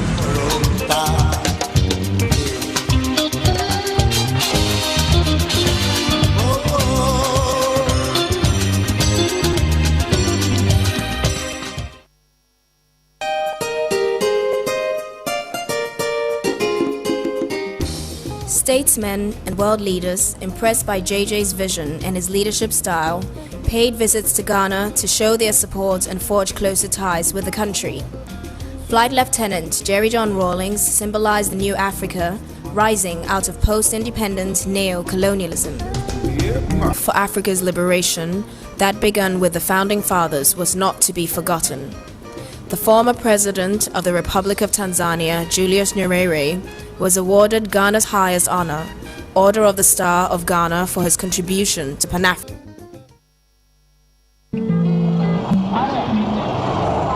JJ's popularity, like the wind, spread to neighboring African countries, and on his arrival at the 11th summit of the Economic Community of West African States in Lome, Togo, the crowds of people lined the streets to catch a glimpse of the man who brought back hope to the Ghanaian people.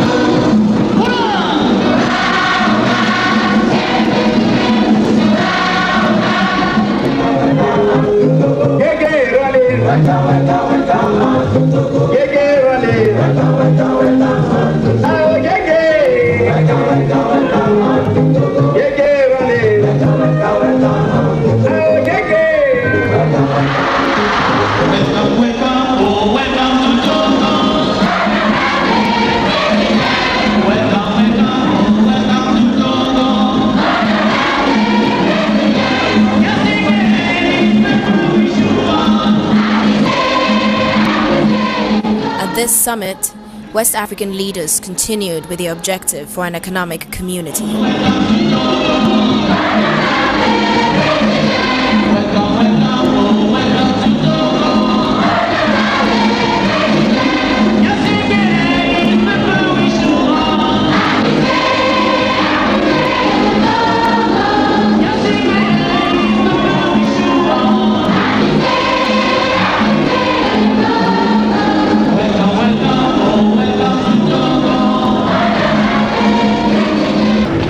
Country Ghana played its modest role towards the inauguration of this organization 25 years ago. The passion of our visionary first president, Dr. Kwame Nkrumah, for continental unity is unforgettable. A united Africa provided for him the only assurance of real independence for us and sovereignty over our vast natural resources. For his vision and passion, he became a prime target for the enemies of Africa. With his view that the independence of Ghana is meaningless without the total liberation of Africa, Dr. Nkrumah subordinated the independence of Ghana to the struggle for the liberation of the whole continent. He paid the price for his visionary zeal and boldness. But his speech on this very rostrum 25 years ago not only touched the hearts of Africa's youth, it still provides the agenda for our continent's liberation. Long live the AU. May God bless us all. Thank you.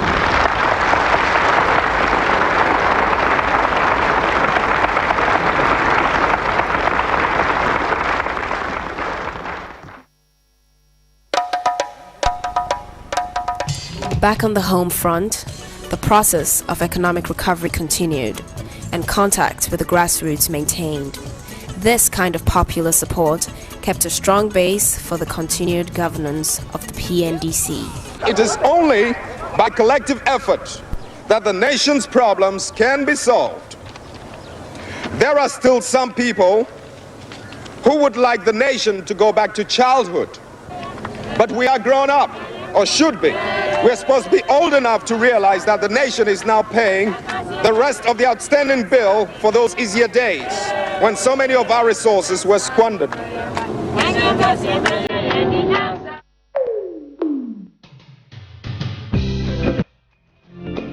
With the willpower of the Ghanaian people, combined with the dedicated visionary leadership of Flight Lieutenant Jerry John Rawlings, the country embarked on an economic recovery program whose sole objective was to lift the people of Ghana out of economic and political decadence.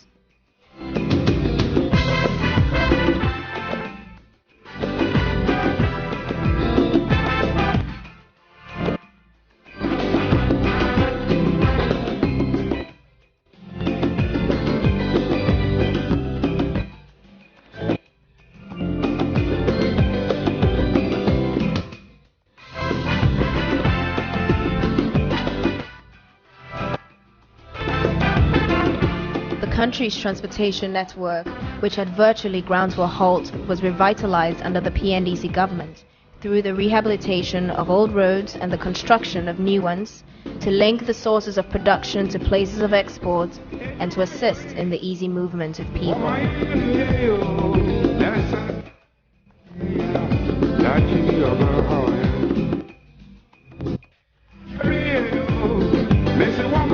To connect villages, towns and cities separated by rivers and lakes, bridges were also built to make the transportation of goods and services among communities easier.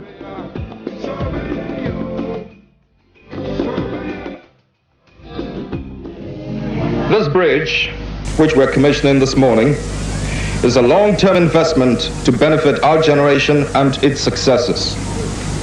It is only one of many infrastructural projects that the PNDC is undertaking around the country to ensure that the economy does not falter again. This bridge belongs to Ghana, but it is more yours because it is Ajomoro. It is your property. Do not see it as government property. All of you assembled here are also the government because the PNDC is a government that is or should be run by the people.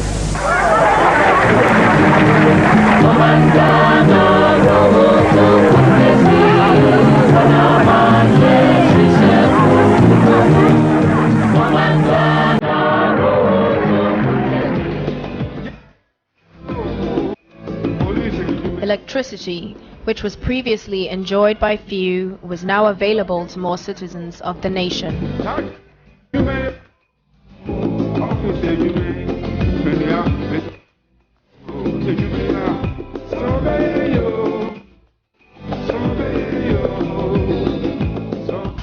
So now that electricity has reached this community, it is important it is used to generate funds for further development. This area, as you know yourselves, is rich in resources. It has extensive clay deposits and also deposits of oyster shells, both of which can form the basis for the manufacture of a variety of products: ceramics, building materials, lime, abrasives, etc. The existing Gary processing industry can be expanded and other agro-based industries can be developed.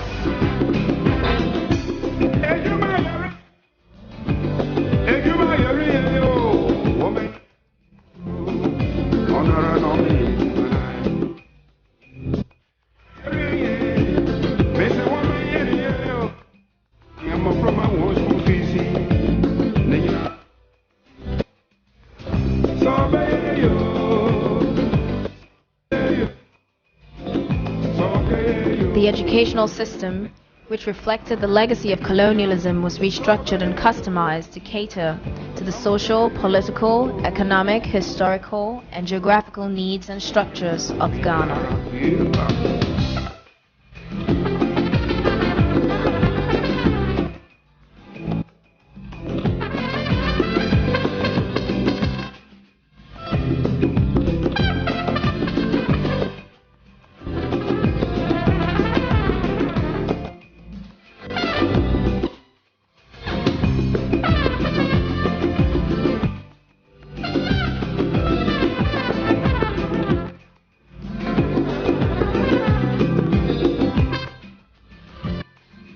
Health was a central issue in structural adjustment. Inoculations of the 6 killer diseases were compulsory for every child, leading to the eradication of polio.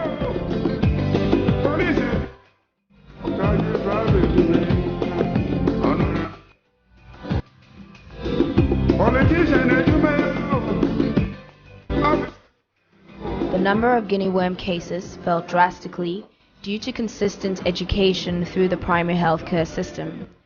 Bilharzia was another serious disease to be addressed.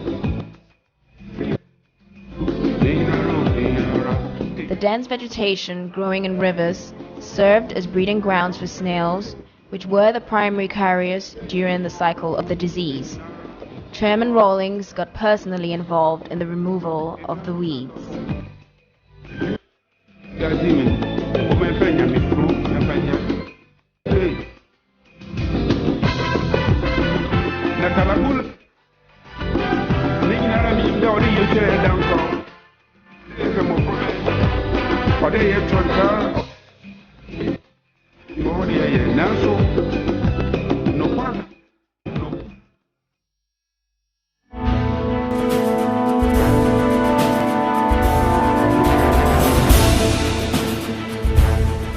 Honor and integrity were returned to the Ghana Armed Forces and Police, who undertook regular refresher courses in Asutreri Training Camp and other camps.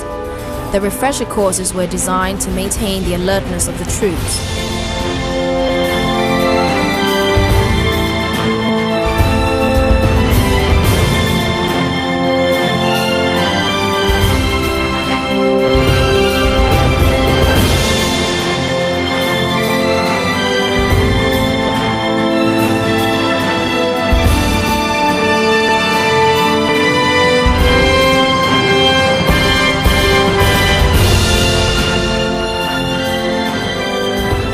The exemplary performance of the Ghanaian troops in peacekeeping missions won Ghana a Nobel Prize in 1988. Their dedication to their profession was vital in the fight against smuggling and illegal drug trade, diminishing the supply and trade of drugs in Africa.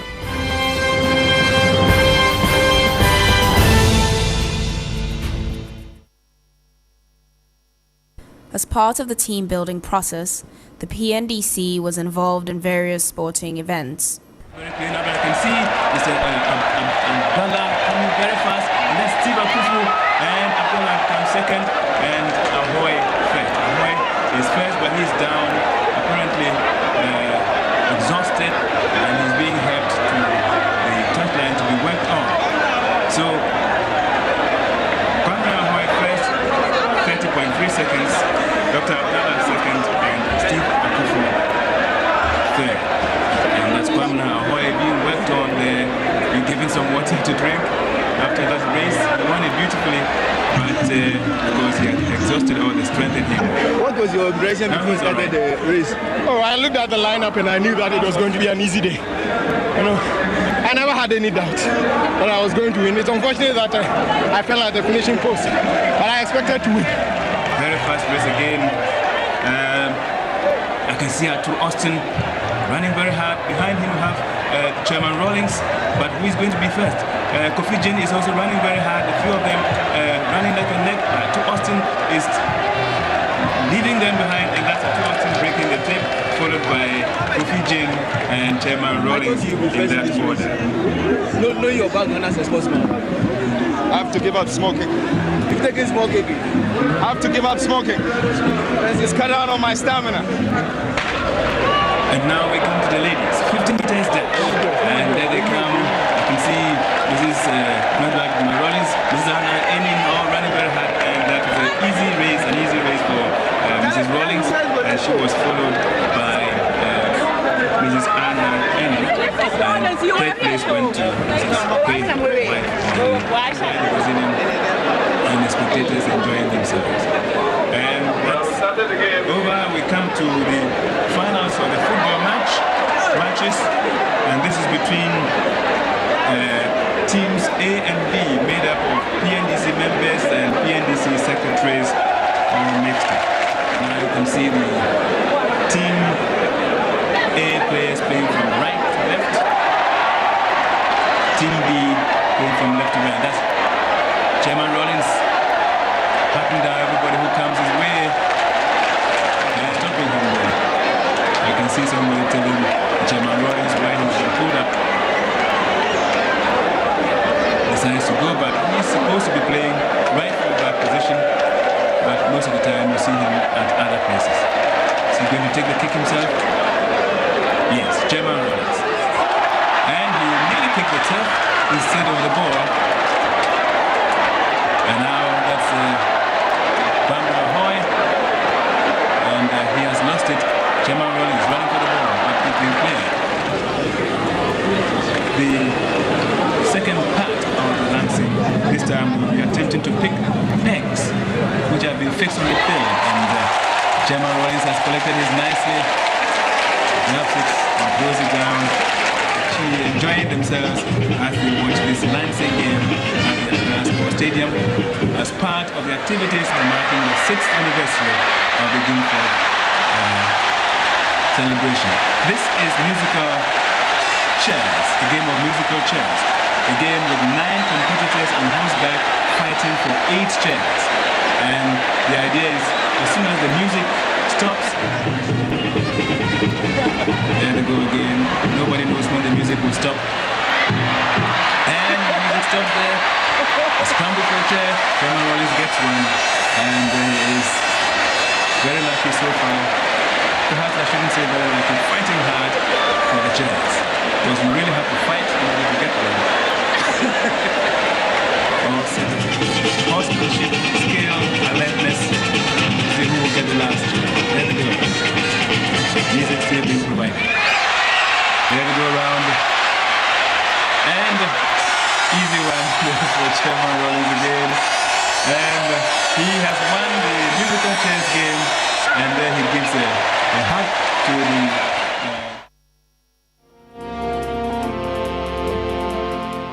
And on June 4th every year, the flame was lit in memory of fallen heroes.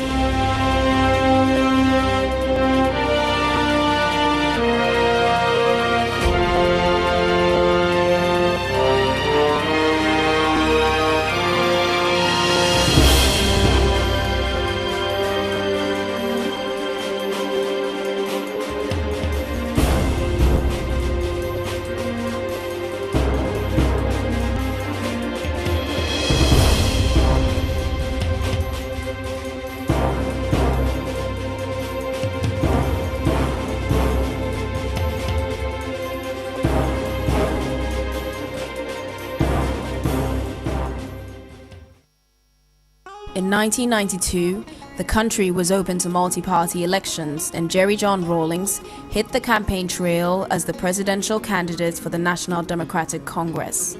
The NDC has a vision of social development, economic justice, integrity, and accountability. As he spoke on the podium, "This country is not going back. She's moving only forward."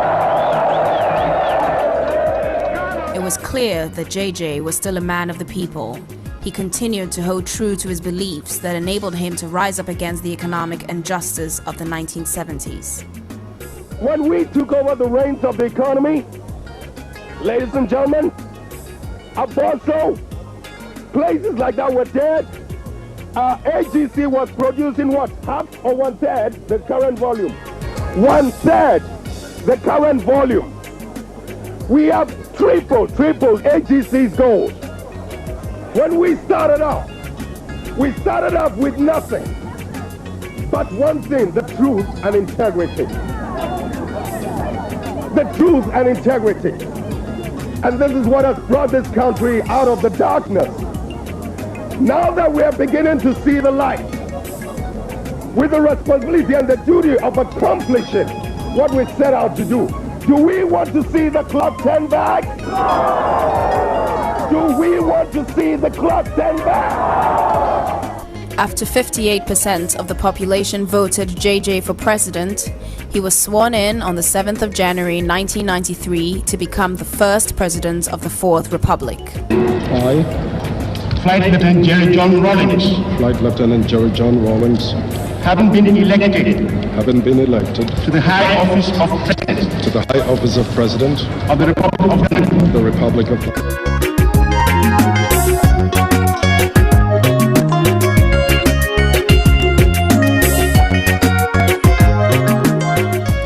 and in 1996, President Rawlings and running mate Professor Atta Mills were on the road campaigning for re-election, which they won. This victory is not a victory to sleep, it's not a victory for laziness, but it's a victory to work even harder.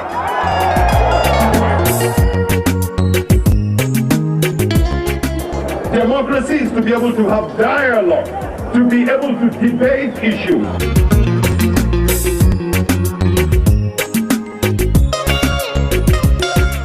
Together with Cabinet, the President and Commander-in-Chief determined general policy of the government. He consulted with traditional leaders as well, which kept him in touch with the grassroots.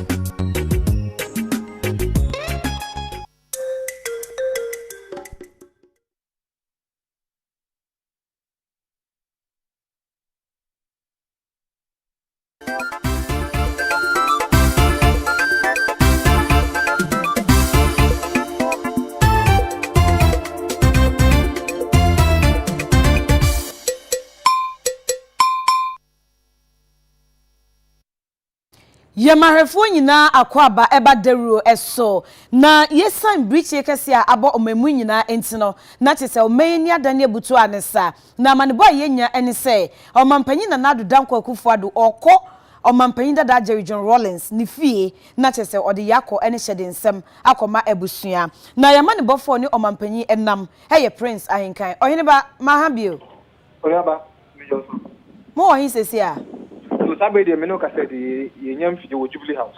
Okay, then the koso. Enam asama ato o man Ghana. The President of the Republic na dan ko fuado.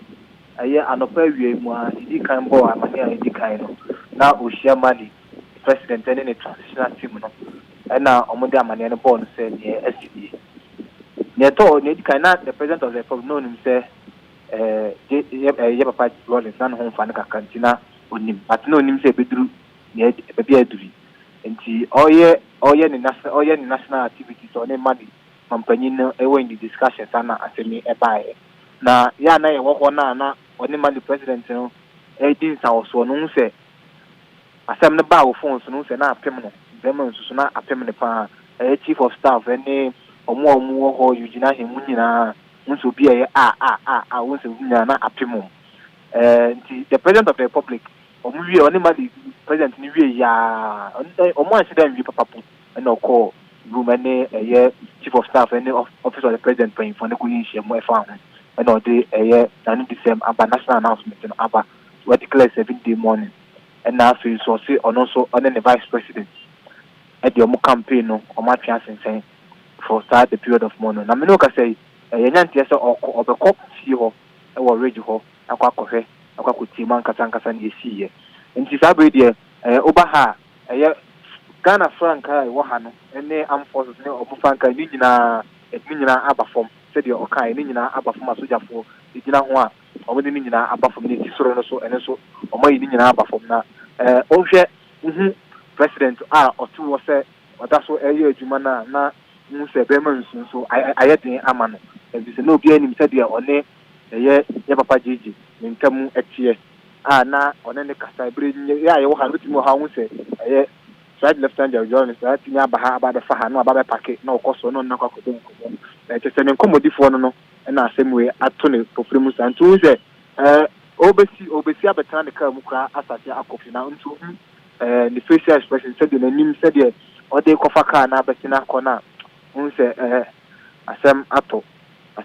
apem no dem nso oben de ne aba no sabe de o ha uba Jubilee House dia ne aba no I can mood it is saying a month for mood it is saying or Jubilee House. I had uba na me di kan no sama asem na ba first no na oni Mali transitional team no no president na ehia omo edi hu komo na nya ho ne hu se omo de phone abre no okasa na obi na wan kasa bi no ja phone na afi no obi asem aba ansa na chief of staff mu nyina ben tina hu se afi ni nya ye hu ade kra na den na Ulma any master say na Ulma any master na president any master say nti afi madina na oni Mali president ni di next a sense so be 5 minutes because na asem na apem no pa if you be na onim se asem we ntimi beto no yare mpo a nke nkodu saa no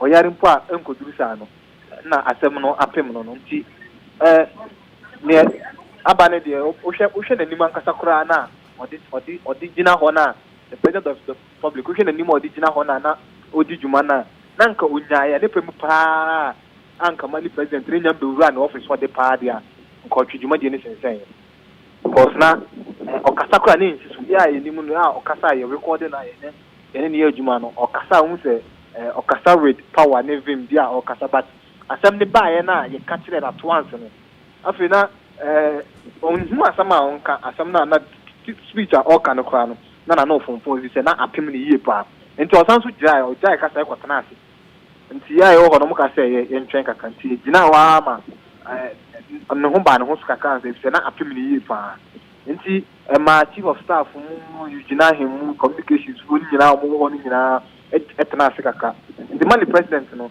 ye omu ye dwumaje ne kwa so na mo bona ma no so because no who at the country and the president yes so you read me no mbona man na so na ote the president say if you say them na permanent in pa isabe de oba ha obia ya buta from the president down to chief of staff ni nyina at the vice president so actually to no so eba nkan Jubilee House ha nti oba ha dia ya reho na the president of the republic na dan kwa kufa the Prince Ebema mo ene ejuma. Yamani bofo Prince Ayinkan ena yete nkan. Na yenko ensem foforo emu. Nenso ansa na no yebekọ McBaron enchen. Na McBaron ewo NDC headquarters. Mark Mahai. I'm so. NDC headquarters na ujina den ekoso. Yo, some na say no aha so oba home na obia wo ha say. Oba BC kese na ato yanuanum NDC for ne Ghana ma mu nyina nti oba manim omo gate anim ha say omo de kojan kese na aboho ana flag se wa ha Ghana flag ni NDC flag na omo move to half mast omo da betu finfin a kese BC atwom nti obia so e bombom wa ha say obia so kasa official communication ye ni ha obia tete ha party for ka say wa ha no obia to hodin a se obia aboto some kafia atu Ghana mine obi aboto ha se so ba adaraka NDC headquarters India ate asema atu Ghana mine na ya tibi no ana omo so atibia symbolically no hu se omo show se ibi atu omo ha se ba officially ntimi opinion kasa amana cheche bio amana express no hoye ndi ne kwaso ha no half omo flags now half mast na kojan kefie abo gate na no bi mu sheshe black mpodada mu sheshe black ajeji atare da party for ma do ha say so samba ko bi enu bi nti yentumi ni obi ankasa na me wa bi adase penifo ka bi no bo so ma she jeji atare a kokko a ne picture dem as say omonia bre no so asha na atare different colors it is omo kind no asma ya mo say omo say ene no omo leader na so mo founder afrimun ne nti uba ha bolka no bon say asam atomani a ndi ke ko tesa de bibi asam din wa hase yo ma wala so da na yete ninka ebra na chese wako akopiem ewo NDC womo head office ewo enkran ha no eno ena yete yen na yegusua edi yawo ene abobo ewo Ghana ye mampanyin dada Jerry John Rawlings aprekope yenka bi enhyem ni enya ntie se wati nananom ewo ensiedwe na yenya statement bi edi efi abusua no enchen na sa statement a ebaye ne baba Zinato Ajimai Rawlings ono hena ne nsa ehyasie na de wo kanyina ene se abusua no edi yawo ene areho ede to Ghana fo nyina enim se wo mo papa Ghana nyina papa ene wo mo de hye His Excellency Jerry John Rawlings retired ya dia wati nananom ewo ensiedo na yare kakra bi na ebebo no a wanyarempo anche enso ode eti nananom ewo ense adwe abusua no ese ebre mu odin de ma wo mo enti nkebe a Ghanafoɔ nyinaa ene wo enya adwen na yemma emframa enfom ho kakra na tese yemma mo kwan na wo mankasa entu agina kokoam na wonfa enwendwen ho ade kese a atɔ wo ni ene Ghana man enyinaa ene no abusua ese wonim se Ghana edo wo mo de hye Jerry John Rawlings wo mo dwen abusua ho yie enso ebre mu de yenye kom emmom ebre kakra na wo monfa enhyehyɛ ba ko mienu miensa bi enwu akwan so na ebre pem no wo mbeba bonten na bibia ye amane bokwan so ompese Ghana for yaso ete no wo mo ade atodwa ama yaso ate pepepe enti wei eye statement a flight lieutenant Jerry John Rawlings retired letterhead kra na edaso na ne baba Zinato Ajimai Rawlings ode ne nsa ahyase ewo abusua ne edima wode ababeto edwa abusua dero yemfansi ha yegusua enemo ewo studio sa bibia ebesi edefa emampan dada Jerry John Rawlings ni won eho no yebekoso a ede amamo yentwa ye homra